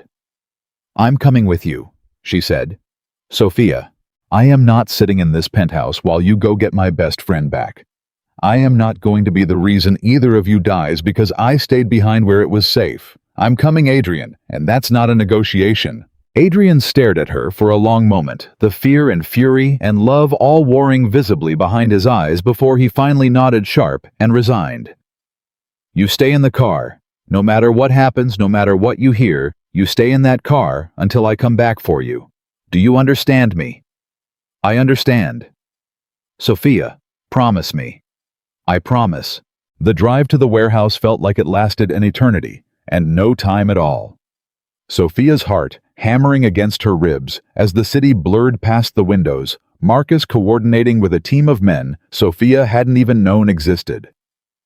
Voices crackling through radios, with the clipped efficiency of professionals who had done this kind of work before. When they finally arrived, the warehouse loomed dark and silent against the night sky, and Sophia watched from the car as Adrian's men moved into position with a precision that would have been beautiful if the stakes weren't so devastatingly real. "Stay here," Adrian said, his hand cupping her face one final time, his eyes searching hers with a desperation that stole the breath from her lungs. "Whatever happens, stay here. Adrian, I love you, Sophia. I need you to know that no matter what happens tonight." Before she could respond, before she could tell him she loved him too, that she needed him to come back to her, he was gone, disappearing into the darkness alongside Marcus and a dozen armed men, leaving Sophia alone in the car, with nothing but her fear and the deafening silence of the night pressing in around her. Minutes passed like hours. Sophia's hands trembled as she stared at the warehouse, straining to hear any sound that might tell her what was happening inside her mind, cycling through every worst-case scenario until she thought she might scream from the pressure building inside her chest. And then, without warning, the silence shattered. Gunfire erupted from somewhere inside the warehouse, sharp and sudden, and Sophia's entire body went cold with a terror so absolute it stole every rational thought from her mind. She gripped the door handle, every instinct screaming at her to run inside to find Adrian to make sure he was still alive. But his voice echoed in her memory, the promise she'd made just minutes earlier. "Stay here.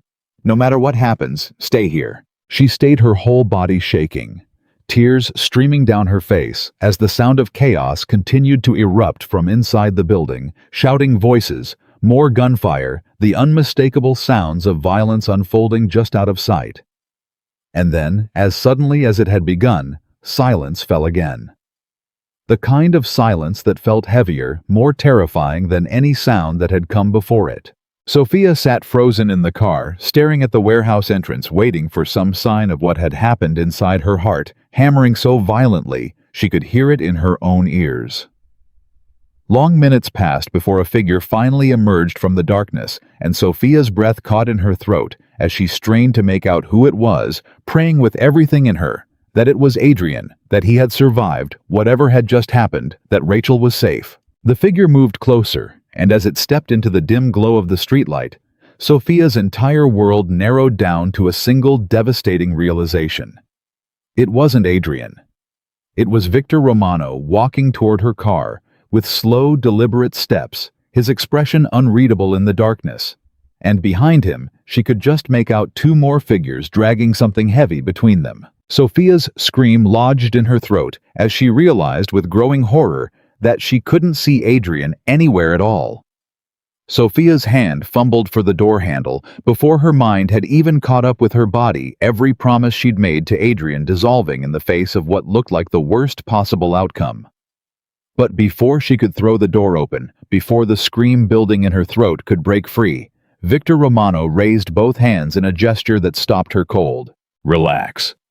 He called out, his voice carrying easily across the empty lot. "He's alive. Barely conscious, but alive. I'd hate for you to do something reckless before you had the full picture." Sophia's eyes darted past him to the two figures dragging something heavy between them, and her heart stuttered when she realized it wasn't a body being dragged toward a grave. It was Adrian, one arm slung over Marcus's shoulder, blood soaking through the sleeve of his jacket, his head hanging low, but his legs still moving, still fighting to hold his own weight. "Adrian!" The scream tore out of her before she could stop it, and this time she didn't wait for permission. She threw the door open and ran, ignoring every instinct that told her Victor could still be a threat, ignoring the armed men still visible near the warehouse entrance, driven by nothing but the desperate need to reach the man she loved. "Sophia, stay back," Marcus barked, but she was already there, already sliding her shoulder under Adrian's other arm, helping to bear his weight, her hands shaking as she felt the warm slickness of blood soaking through his shirt. Adrian, look at me." His eyes fluttered open, unfocused for a terrifying moment, before they found her face, and something like relief flickered across his pale features, despite the obvious pain radiating from him. "Sophia." His voice came out rough, barely more than a whisper. "You're supposed to be in the car." "I don't care what I was supposed to do. What happened to you?" "Took a bullet." He winced as they shifted his weight, a sound escaping him that made Sophia's chest ache with fear. "Shoulder, not fatal. Feels worse than it is." "That's not something you get to decide right now." Sophia snapped, tears streaming down her face, even as relief and terror warred violently in her chest. "Where's Rachel? Is she okay?" "Here." The voice came from behind Marcus, small and shaking, but unmistakably alive, and Sophia turned to see Rachel being helped forward by one of Adrian's men, a blanket wrapped around her shoulders, her face streaked with tears and dirt, but otherwise unharmed. "Rachel." Sophia nearly collapsed with the force of her relief torn between reaching for her friend and refusing to let go of Adrian's weight against her shoulder.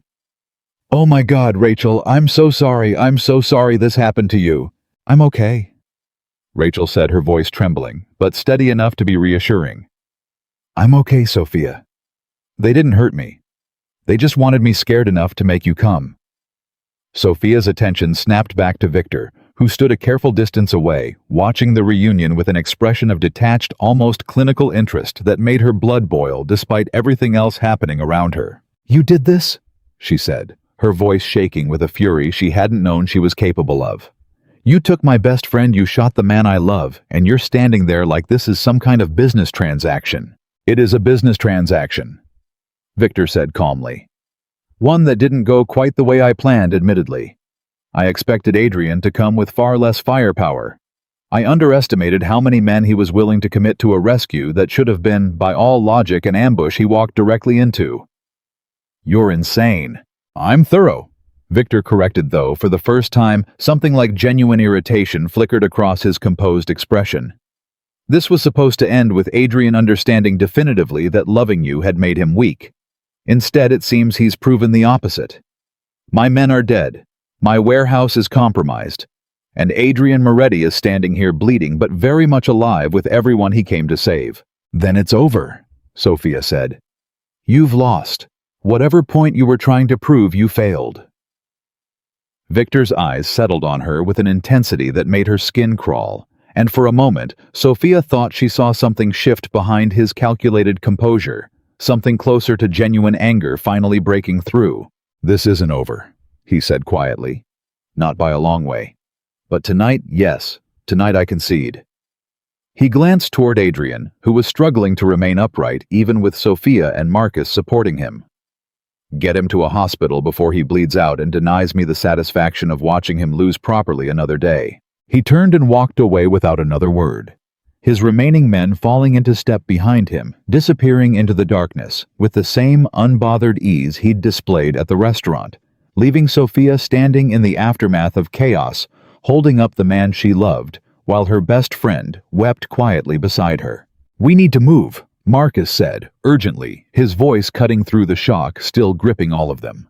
Now, before he changes his mind, or before whoever's left decides to finish what he started. They got Adrian into the car with careful, hurried movements, Sophia climbing in beside him, pressing her hands against the wound in his shoulder, despite his weak protests, trying to slow the bleeding with nothing but her bare hands and sheer force of will. Stay with me, she said fiercely, her voice cracking. Adrian, stay with me. You do not get to almost die tonight and then actually die in this car. Do you understand me? Bossy. He murmured, a faint pained smile tugging at the corner of his mouth despite everything. I like it. This is not the time for jokes. Might be the only time I have left for them, he said, his eyes fluttering closed again, and Sophia's heart nearly stopped. Adrian, open your eyes, look at me. His eyes opened again, glassy with pain and blood loss, but focused enough to find her face, and something in his expression softened despite the obvious agony he was fighting through. I'm not going anywhere, he said, his voice barely audible over the roar of the engine as Marcus drove faster than Sophia had ever experienced, weaving through empty streets toward the private hospital Adrian's organization apparently kept on standby for exactly this kind of emergency. I promised you I wouldn't lose. I don't break my promises. You'd better not, Sophia whispered, pressing her forehead briefly against his uninjured shoulder, tears falling freely now that the immediate crisis had passed. I can't lose you, Adrian. Not after everything. Not after finally letting myself believe this could actually be real. It's real, he murmured, his hand finding hers, despite the obvious effort it cost him. It's the realest thing I've ever had. The hospital when they arrived was small and private, staffed by people who clearly had experience with exactly this kind of situation, moving with quiet, practiced efficiency as they took Adrian from the car and rushed him into surgery before Sophia had even fully processed what was happening. She sat in the waiting room for what felt like an eternity. Rachel beside her, still wrapped in the blanket from the warehouse, both of them too shaken to speak much beyond the occasional reassurance that the other was in fact still there. I'm so sorry, Sophia said, finally breaking the heavy silence between them. None of this would have happened if I hadn't gotten involved with Adrian. If I'd just stayed away like everyone kept telling me to. Stop, Rachel said, surprising her with the firmness in her voice. Sophia, don't you dare take responsibility for what a psychopath decided to do. You didn't put a gun to anyone's head. You didn't kidnap me. Victor Romano did that because he's a cruel, calculating man who saw an opportunity to hurt Adrian and took it. That's not your fault. But if you hadn't fallen in love with someone, you mean? Rachel took her hand, squeezing it gently. Sophia, you don't get to apologize for loving someone, not even when the world that person comes from is dangerous. I was scared tonight. I won't pretend I wasn't. But I also saw the way Adrian's men moved when they came for me. I saw how many people were willing to risk their lives to bring me home safely, because Adrian Moretti asked them to, because he loves you enough to move heaven and earth to keep the people around you safe. That's not something to apologize for. That's something rare. Sophia felt fresh tears threaten exhaustion and gratitude and lingering fear all tangled together in her chest. I don't know what I would have done if something had happened to either of you tonight. Nothing happened, Rachel said gently. We're both here. Adrian's in surgery, and from everything Marcus said in the car, it's not life-threatening. Scary, yes, but not fatal. Marcus appeared in this doorway a few minutes later, his expression grim, but not devastated, and Sophia rose immediately, her heart pounding with fresh anxiety. How is he? Surgery's going well, Marcus said. The bullet went through cleanly, missed anything critical. He's going to be sore for a while, and he's going to hate every second of being told to take it easy, but he's going to be fine. Sophia's knees nearly buckled with relief, and Marcus reached out to steady her. His usual gruff demeanor softened by something that looked almost like genuine warmth. You did good tonight, he said quietly. Both of you. I've watched Adrian go to war more times than I can count, and I've never seen him fight like that. Not for territory, not for power. He fought like that because he was terrified of losing you, and terror like that, it changes a man. Makes him reckless, makes him brave in ways that don't always make sense on paper. He almost died, Marcus. He almost died protecting the people he loves. There are worse ways for a man like Adrian to almost die. Marcus's expression grew more serious. But Sophia, I need you to understand something. What happened tonight isn't over. Victor's not going to just walk away because his plan didn't work exactly as intended. Men like him don't stop, they regroup. Sophia felt the fragile relief in her chest curdle back into apprehension. So what happens now? Now Adrian recovers, and while he does, we figure out how to end this permanently. Because I don't think either of us wants to live through another night like tonight ever again. Sophia was allowed to see Adrian a few hours later, once he'd been moved out of surgery and into a private recovery room. His shoulder heavily bandaged, an IV line feeding fluids into his arm, his face pale but his eyes alert when she walked through the door. Hey, he said softly, a weak smile tugging at his mouth, despite the obvious exhaustion pulling at every part of him. Don't you dare hey me, Sophia said, crossing the room quickly and taking his uninjured hand in both of hers. You scared me half to death tonight. I told you I wasn't going to lose. You call this not losing. You got shot, Adrian. I got Rachel back safely. I came back to you. In my book, that's winning. His fingers tightened weakly around hers.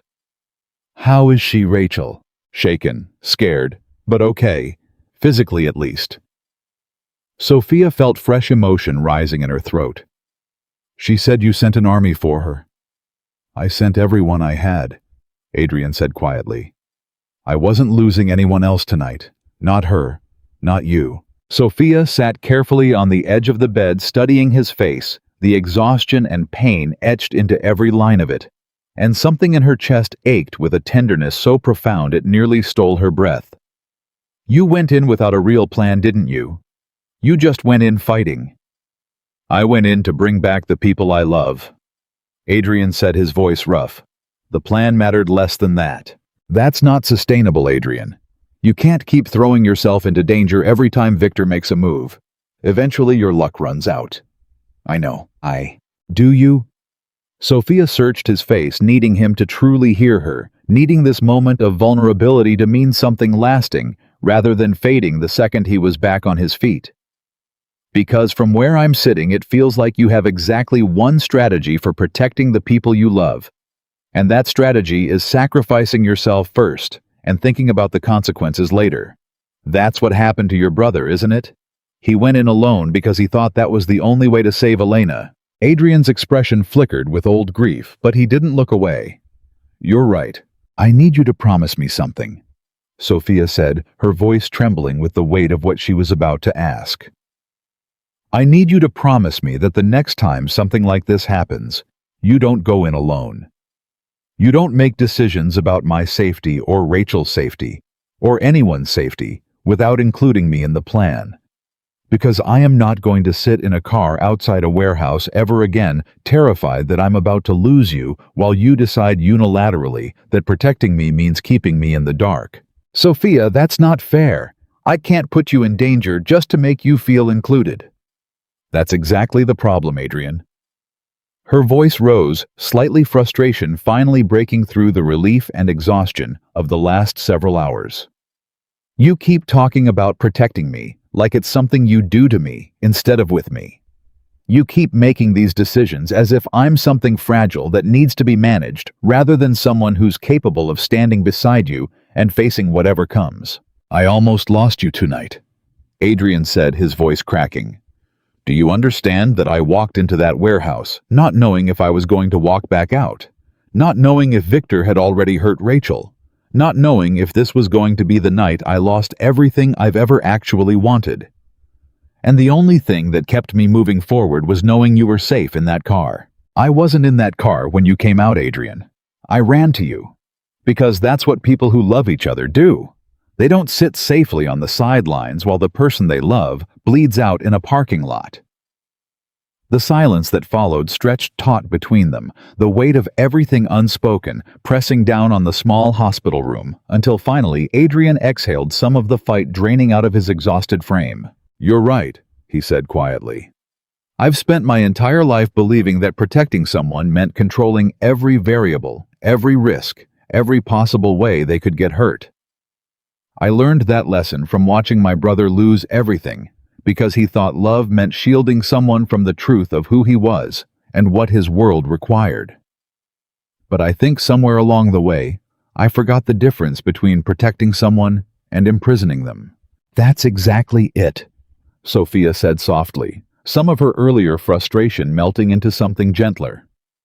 I don't need you to shield me from danger, Adrian. I need you to trust me enough to face it together. I need you to see me as someone who can stand beside you, not something that needs to be hidden away every time the world gets dangerous. I do see you that way, Adrian said. I think I've always seen you that way. I just haven't known how to reconcile that with the terror of what I could lose. Then let's figure it out together, starting now. Adrian studied her for a long moment, something profound shifting behind his tired eyes, before he lifted her hand to his lips, pressing a gentle kiss against her knuckles. Together, he said. I promise. Sophia stayed by his bedside for the rest of the night, and by morning, the initial crisis had settled into something quieter, more contemplative. The adrenaline of the previous night giving way to exhaustion, and the slow process of healing, both physical and otherwise. Rachel visited briefly that afternoon, her earlier fear replaced by a kind of shaky resilience that Sophia admired deeply, and the two friends sat together in the hospital cafeteria while Adrian slept, processing everything that had happened in the days since that first mark had appeared on Sophia's collarbone. I keep thinking about what Victor said, Sophia admitted, stirring her coffee without really drinking it. That this isn't over, that he's just conceding for tonight. Do you believe him? I don't know. Part of me wants to believe that almost losing so many men, almost getting Adrian killed, and failing to actually break him, might be enough to make him back off. But another part of me knows men like Victor don't just give up, because their plan didn't work perfectly the first time. What does Adrian think? He hasn't said much. He's been more focused on healing, on making sure you and I are both okay. But I can see it in his eyes, Rachel. He's already thinking about what comes next. He's already calculating. Rachel reached across the table, squeezing her hand. For what it's worth, whatever happens next, I think you two are stronger together than you would be apart. I saw the way he fought for me last night. That's not the kind of love that backs down from a fight. Sophia managed a small, tired smile. No, I don't think it is. Over the following week, Adrian's recovery progressed steadily, though his restlessness grew in equal measure. The forced inactivity, clearly grating against a man accustomed to constant motion, constant control.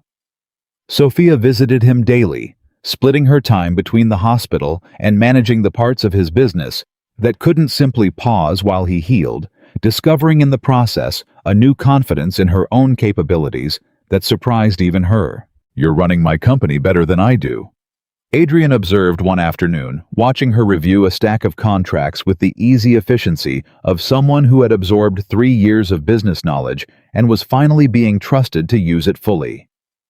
I've been paying attention, Sophia said, not looking up from the document in front of her. 3 years of watching you make decisions.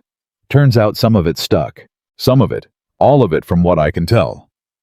Adrian shifted against his pillows, wincing slightly at the movement. Marcus mentioned you renegotiated the Holloway contract yesterday. Got better terms than I would have managed. Holloway respects people who don't waste his time. I didn't waste his time. Adrian watched her with an expression of undisguised admiration, something that made Sophia's chest warm despite the lingering tension that still hung over both of them regarding Victor's unresolved threat. You know, he said slowly, when this is all settled, when Victor's no longer a shadow hanging over everything we do, I want you to consider something. What's that? A partnership. Not just an assistant title, Sophia. A genuine partnership in the business. You've earned it 100 times over, and honestly, I think the company would be stronger for it. Sophia looked up from the contract, searching his face for any sign that this was simply gratitude speaking, but the sincerity in his eyes told her otherwise. Adrian, that's a significant offer. You're a significant person, he said simply. I should have offered this a long time ago. I think some part of me was afraid that elevating you within the business would make what I felt for you even more obvious, even more dangerous to hide. But I'm done hiding, Sophia. Whatever comes next with Victor, I don't want to face it pretending we're anything less than what we actually are to each other. The conversation was interrupted by Marcus's arrival, his expression carrying the particular tightness that Sophia had learned to associate with bad news, and both she and Adrian straightened instinctively, bracing for whatever crisis had brought him rushing into the hospital room. We have movement, Marcus said without preamble. Victor's been quiet for a week, which had me worried, and now I know why. He's been consolidating. 2 smaller families in the north side just pledged loyalty to him in the last 48 hours. He's building an army, Adrian, and he's doing it fast. Adrian's expression darkened, the fragile peace of the last few days evaporating instantly. How large are we talking? Large enough that if this becomes open conflict, it won't be a quiet, contained thing anymore. It'll be a war that spills into the streets, the kind of war that draws federal attention, the kind that neither of us can afford. What's his endgame? Sophia asked, her mind racing to keep pace with the sudden shift in tension filling the room. I think, Marcus said slowly, he's done trying to break Adrian through you. I think last week's failure taught him that approach doesn't work as cleanly as he hoped. So now he's pivoting to something more direct. He's building the strength to challenge Adrian's territory outright. Then we need to be ready before he makes his move, Adrian said, already trying to sit up despite the IV still connected to his arm. Despite the visible pain the movement clearly cost him. Adrian, you need to heal, Sophia said, pressing a gentle hand against his uninjured shoulder to keep him still. You can't lead a defense against an army while you can barely lift your own arm. I don't have the luxury of waiting to heal, Sophia.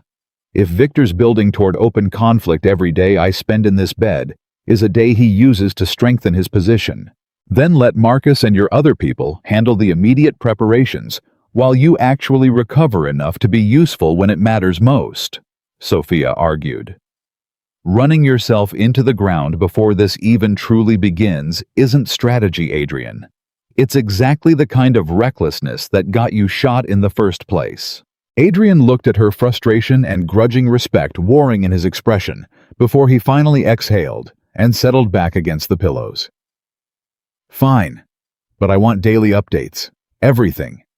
I'm not being kept in the dark while my empire is under threat. Understood, Marcus said, already turning to leave, his mind clearly racing through the logistics of the days ahead. Once he was gone, Sophia turned back to Adrian, finding him watching her with an expression that carried more weight than the conversation they'd just had. What? She asked. You just talked me down from doing something reckless, he said quietly. A week ago, I would have discharged myself from this bed and gone straight into whatever fight was coming, consequences be damned. You stopped me. Not by controlling me, but by making an argument I couldn't disagree with. That's what partnership looks like, Adrian. I'm starting to understand that. He reached for her hand again, his grip stronger now than it had been the night of the shooting, though still carrying a gentleness that made her chest ache with tenderness. I want to build something with you, Sophia. Not just survive whatever Victor's planning, but actually build a life beyond it. I know that probably sounds impossible right now given everything happening around us, but I need you to know that's what I'm fighting for. Not just territory. Not just power. You. Us. Whatever that ends up looking like. Sophia felt tears prick at her eyes. The accumulated weight of the last 2 weeks finally settling into something that felt despite everything hopeful. I want that too, she said. I want it more than I've wanted anything in a long time. Adrian's discharge came 3 days later against the doctor's mild protests, and with strict instructions about limiting physical activity that Sophia privately doubted he intended to follow for very long. The penthouse felt different when they returned to it quieter, in a way that carried both relief and lingering tension. The knowledge that Victor's next move was coming, even if none of them knew exactly when or how. That evening, as Sophia helped Adrian settle onto the couch, careful of his still healing shoulder, his phone rang with a call that made his expression shift instantly from contentment into something far more alert. "It's Victor," he said, staring at the screen for a long moment before answering, putting the call on speaker so Sophia could hear. "Adrian." Victor's voice was smooth, unbothered, as though the events of the previous week had been nothing more than a minor inconvenience. "I trust you're recovering well." "What do you want, Victor?" "A meeting. Formal this time. No warehouses, no ambushes. I promise you complete safety for the duration of the conversation. I think it's time we discuss the terms of how this ends." Adrian's eyes met Sophia's. Both of them silently, weighing the offer the obvious risk against the possibility that this might finally be the path toward resolution neither of them had dared hope for. "When?" Adrian said finally. "Tomorrow evening. My territory this time for balance. Bring whoever you'd like for security. I only ask that Sophia attend as well." Sophia's stomach tightened at the request, and Adrian's jaw clenched visibly. "Why does she need to be there?" Adrian said, his voice sharpening. "Because," Victor said, and something in his tone carried an edge Sophia hadn't heard from him before. Something almost weary. "What I have to say concerns her as much as it concerns you. Perhaps more." The line went dead, leaving both of them staring at the phone in tense, uncertain silence, the promise of resolution now tangled with a fresh, unnameable dread that neither of them could quite shake. "What do you think he means?" Sophia asked quietly. Adrian's expression had gone carefully blank the way it always did when he was working through something too dangerous to voice aloud immediately. "I don't know," he said finally. "But whatever it is, Sophia, I have a feeling tomorrow night is going to change everything we thought we understood about why Victor Romano decided to come after us in the first place." The following evening arrived faster than either of them wanted, and Sophia stood in front of the mirror in Adrian's penthouse, smoothing the front of her blouse, with hands that wouldn't quite stop shaking. Adrian appeared behind her, his shoulders still wrapped beneath his shirt, his movements careful, but his expression set into the hard, controlled mask she'd come to recognize as armor. "You don't have to do this," he said quietly, meeting her eyes in the mirror's reflection. "Yes, I do." She turned to face him. "Victor asked for me specifically, Adrian. If I don't go, he'll assume it's because you're hiding something, or because I'm afraid, and either way, we hand him leverage we can't afford to give up. I don't like walking you into his territory. I don't like it either. But we're past the point of doing things because we like them." She reached up and straightened his collar, a small grounding gesture that seemed to steady them both. "Whatever he says tonight, whatever he's planning, we face it together." That was the promise. Adrian caught her hand and pressed a kiss to her palm. Something fierce and unspoken passing between them, and neither one said what they were both thinking, that after everything Victor Romano had already done, there was no version of tonight that felt safe. Marcus drove them across the city in silence. 6 additional men following in 2 separate vehicles, and by the time they arrived at the address, Victor had provided an unfamiliar restaurant on Romano territory that had clearly been cleared of other patrons for the evening. Sophia's pulse was hammering so hard she could feel it in her throat. Victor was already seated when they walked in alone at a long table, a single empty chair positioned across from him, and Sophia noticed immediately that his usual composure had shifted into something quieter, something almost solemn. "Thank you for coming," Victor said, rising as they approached. "Please sit." "Say what you need to say," Adrian said, guiding Sophia into the chair beside him, rather than the one Victor had clearly intended for her alone. "We're not here for pleasantries." Victor studied them both for a long moment, and when he finally spoke, his voice had lost the calculated confidence that had defined every previous encounter. "Sophia," he said, "what's your sister's name?" The question landed like a slap, and Sophia felt every muscle in her body go rigid. "Excuse me. Your older sister, the one who died 11 years ago. I want you to say her name." "How do you know about my sister?" Sophia's voice came out sharper than she intended, fear and confusion twisting together in her chest. "That has nothing to do with any of this." "It has everything to do with this," Victor said quietly. "Say her name, Sophia. Please." Sophia's throat tightened. Old grief, rising unbidden, a wound she'd spent over a decade trying to keep closed. "Elena," she whispered. Her name was Elena. The color drained from Adrian's face so fast that Sophia felt him go still beside her, his entire body suddenly rigid, his breath catching audibly in his throat. "That's not possible," Adrian said, his voice barely a whisper. "What's not possible?" Sophia looked between them, terror and confusion colliding violently in her chest. "Adrian, what is he talking about?" "My brother's wife," Adrian said slowly, his eyes fixed on Sophia's face as though he were seeing her for the first time. "Her name was Elena. Elena Bennett, before she married Marco." Sophia's world tilted violently sideways, the air rushing out of her lungs in a single, devastating exhale. "That's my sister's name. My sister's maiden name." Her hands began to tremble uncontrollably. "But my sister died in a car accident. That's what my family told me. That's what I've believed for 11 years. "There was no car accident," Victor said quietly. "Your sister was murdered, Sophia, along with her husband in an ambush I orchestrated myself."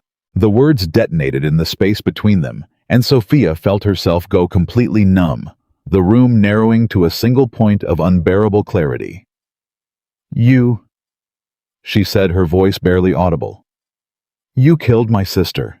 "I gave the order," Victor said, and for the first time something that looked almost like shame flickered across his composed features.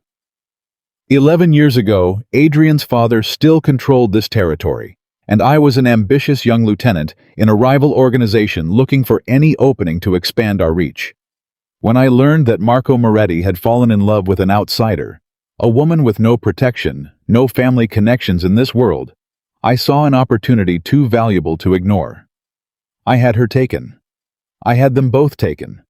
I thought striking at something the Morettis loved would weaken their hold on this city enough for us to move in. Sophia felt Adrian's hand grip hers so tightly it nearly hurt, and when she looked at him, she saw a devastation in his eyes that mirrored her own. 11 years of grief suddenly colliding with a truth neither of them had ever imagined possible. "You," Adrian said, his voice shaking with a fury so absolute it seemed to vibrate through the entire room. "You're the one who took them. You're the one who killed my brother." "Yes, and you sat across from me at that gala. You threatened Sophia. You had her friend kidnapped.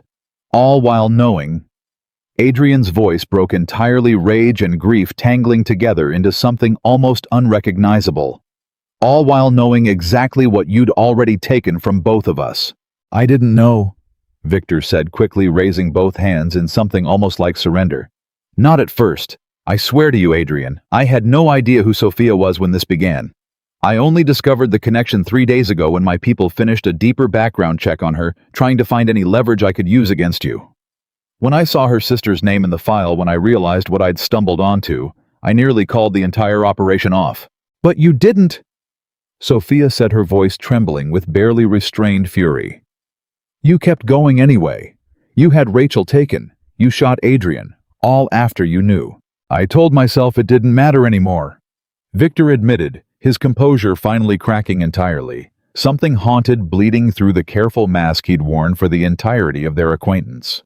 I told myself the past was the past, that finishing what I started was simply business. But the truth is, Sophia, the moment I learned who you were, I understood something I'd spent 11 years refusing to admit to myself. What? Adrian demanded, his voice a low, dangerous growl. That what I did to your brother and his wife wasn't strategy, Victor said quietly. It was murder. Cold, calculated murder of two people who had never done anything to deserve it, and I buried that truth under 11 years of ambition because facing it honestly would have meant facing what kind of man I actually am. The silence that followed was thick enough to choke on, and Sophia found herself staring at the man responsible for shattering her family, for stealing her sister, for the 11 years of unanswered questions that had haunted every holiday, every birthday, every quiet moment when grief crept back in uninvited. "Why are you telling us this now?" she asked finally, her voice raw. "You could have kept this secret forever. Why confess to it in front of both of us?" Victor was quiet for a long moment before answering, and when he finally spoke, his voice carried a weariness that hadn't been there before. "Because watching Adrian walk into that warehouse for you, watching him nearly die trying to save people he loved, it reminded me of something I buried a long time ago. Marco did the same thing for Elena. He walked into a trap because he loved her enough to risk everything, and I killed him for it and called it business." He looked directly at Sophia. "I've spent 11 years telling myself I felt nothing about what happened that night. But I was wrong. And I think some part of me has been trying to provoke Adrian into finally ending this, into finally making me answer for what I did, because I've never had the courage to answer for it myself." Adrian rose from his chair so abruptly it clattered backward, and Sophia watched him move around the table with a controlled fury that made every hair on her body stand on end. "You don't get absolution," Adrian said, his voice low and lethal. "You don't get to confess your sins and walk away clean. You took my brother from me. You took Sophia's sister from her. 11 years, Victor. 11 years I believed a rival family I could never identify was responsible. 11 years I built my entire life around the fear of losing anyone else I loved. And it was you. It was you the entire time." "I know," Victor said quietly, not moving, not defending himself. "I've known for 11 years what I did. I'm simply admitting it now, finally, to the two people who deserve the truth more than anyone else alive." Marcus stepped forward from where he'd been standing near the door, his expression a mixture of shock and barely restrained fury of his own.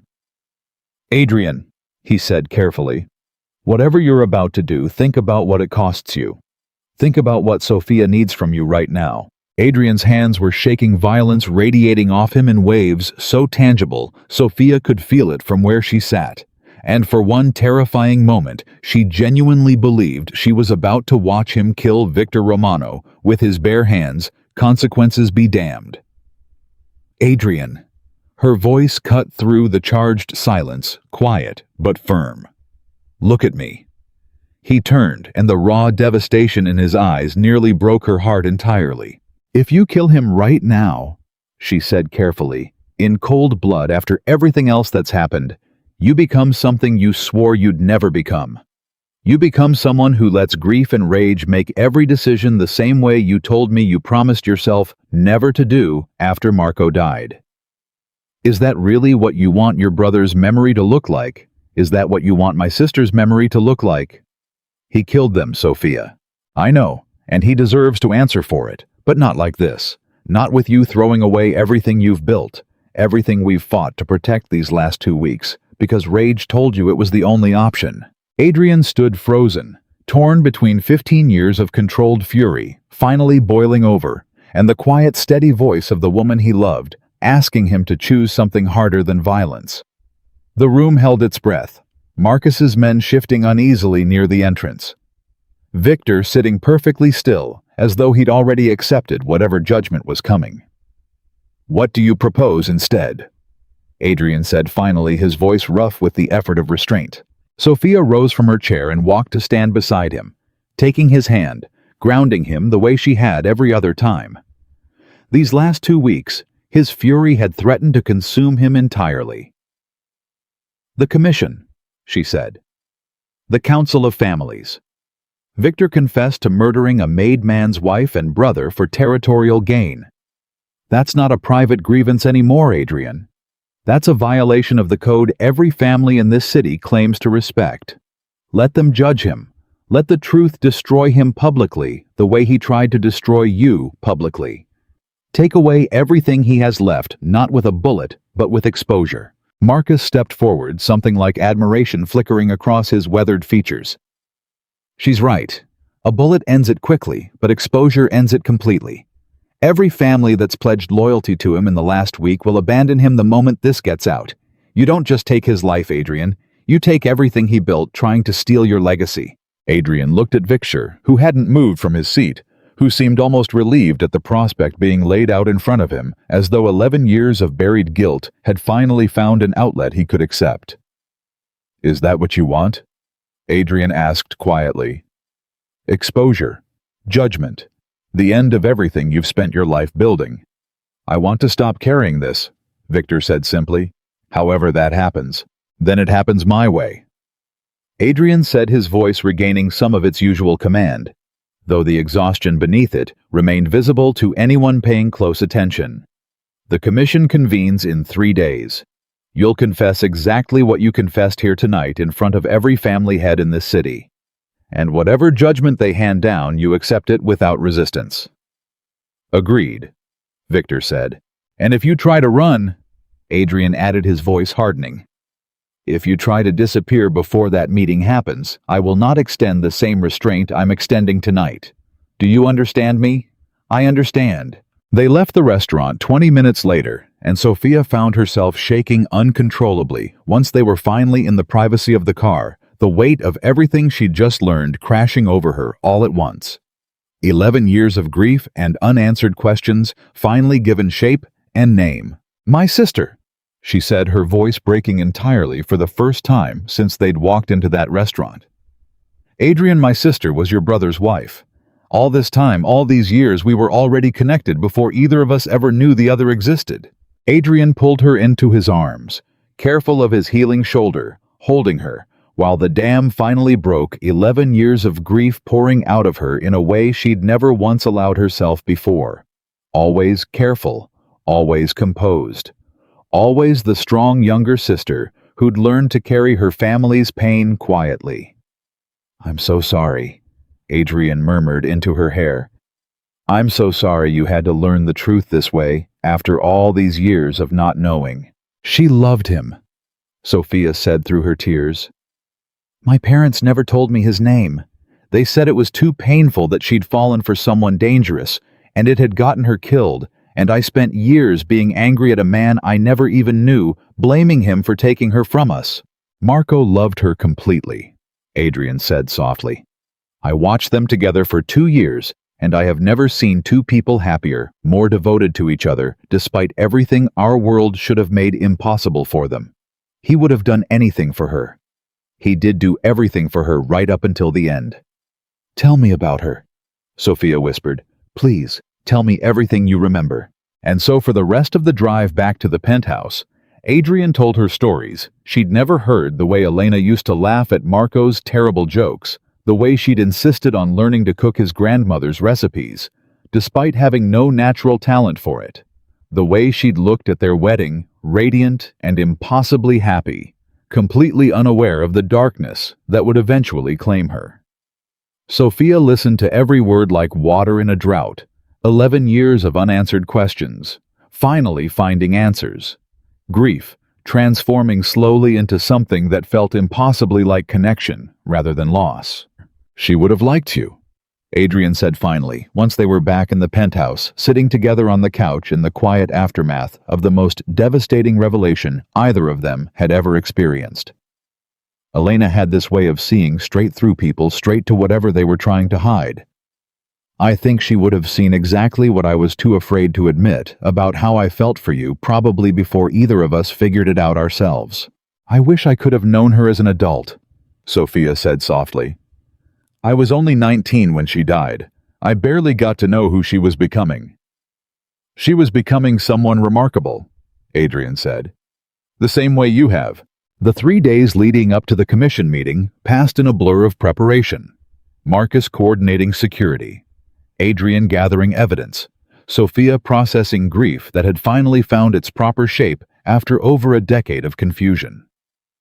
When the day finally arrived, Sophia insisted on attending, despite Adrian's initial hesitation, standing beside him as Victor Romano confessed in front of every major family head in Chicago to the cold-blooded murder of Marco Moretti and Elena Bennett Moretti 11 years earlier. The commission's judgment was swift and absolute. Every family present withdrew their support immediately. Several openly expressing disgust at a betrayal of the code they all claimed to honor. And by the end of the meeting, Victor Romano's organization had effectively ceased to exist. His territory, absorbed by families no longer willing to associate with a man who had ordered the death of innocents for personal gain. "It's over," Sophia said quietly, once they were back in the car, the weight of the day settling over both of them.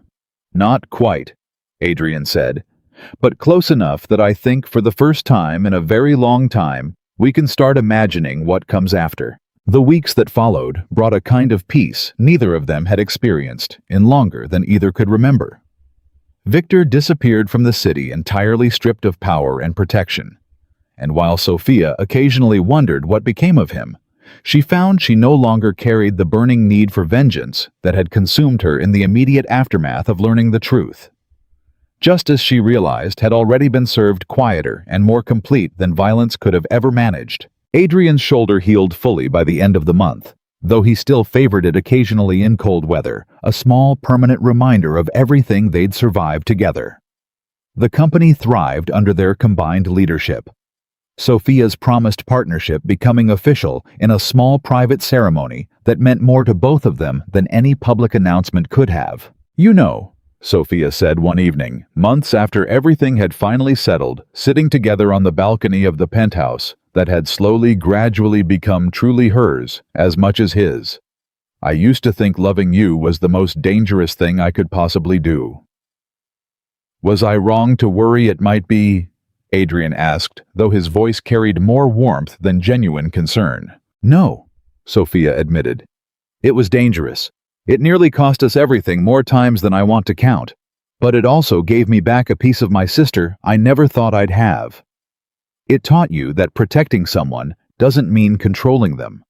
It taught both of us that the thing we were most afraid of letting ourselves love completely turned out to be the very thing that saved us." Adrian reached for her hand, lacing his fingers through hers with the easy familiarity of two people who had fought a war together and emerged finally on the other side of it. "I spent 15 years believing that men like me don't get happy endings. That the cost of this life is always paid in blood, in loss, in the people we can't protect, no matter how hard we try. And now I think the cost of this life is only that steep if you let fear make every decision for you." He turned to look at her, and the love in his eyes was unguarded, unafraid. Nothing like the careful, controlled man she'd first fallen for 3 years earlier. "You taught me that, Sophia. You taught me that real strength isn't about eliminating every risk.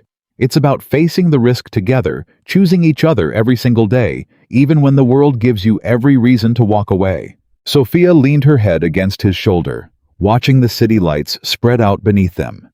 The same city that had once felt like nothing more than a battlefield, now settling into something that finally felt like home. "I love you," she said simply. "Not despite everything we've survived. Because of who we became surviving it." "I love you too," Adrian said, pressing a kiss to the top of her head. "More than I ever believed myself capable of loving anyone. And I intend to spend the rest of my life proving that every single day." Chicago still whispered about Adrian Moretti in the months and years that followed the ruthless businessman who had once been untouchable. The man rumors claimed could destroy empires with a single decision. But those closest to him knew the truth had changed entirely. The coldest heart in the city's underworld had finally opened, not because power demanded it, but because one woman had refused to let him hide behind walls built from grief and fear any longer. Sophia Bennett was no longer simply his assistant, no longer simply his partner in business. She had become the compass that guided every decision he made, the proof that even a man shaped entirely by violence and loss could choose something gentler, something braver than the world had ever expected of him. Their story became a quiet legend within the walls of Moretti Corporation, whispered among employees who had witnessed the transformation firsthand, that even the most guarded heart could learn to trust again. That love built on honesty rather than control could survive threats that would have destroyed anything built on fear alone, and that sometimes the people who enter our lives unexpectedly are the ones who finally show us how to save ourselves. Adrian Moretti remained powerful. He remained respected. He remained to his enemies a man not to be underestimated. But to the woman standing beside him, he was simply finally entirely hers. And that in the end was the only empire that had ever truly mattered.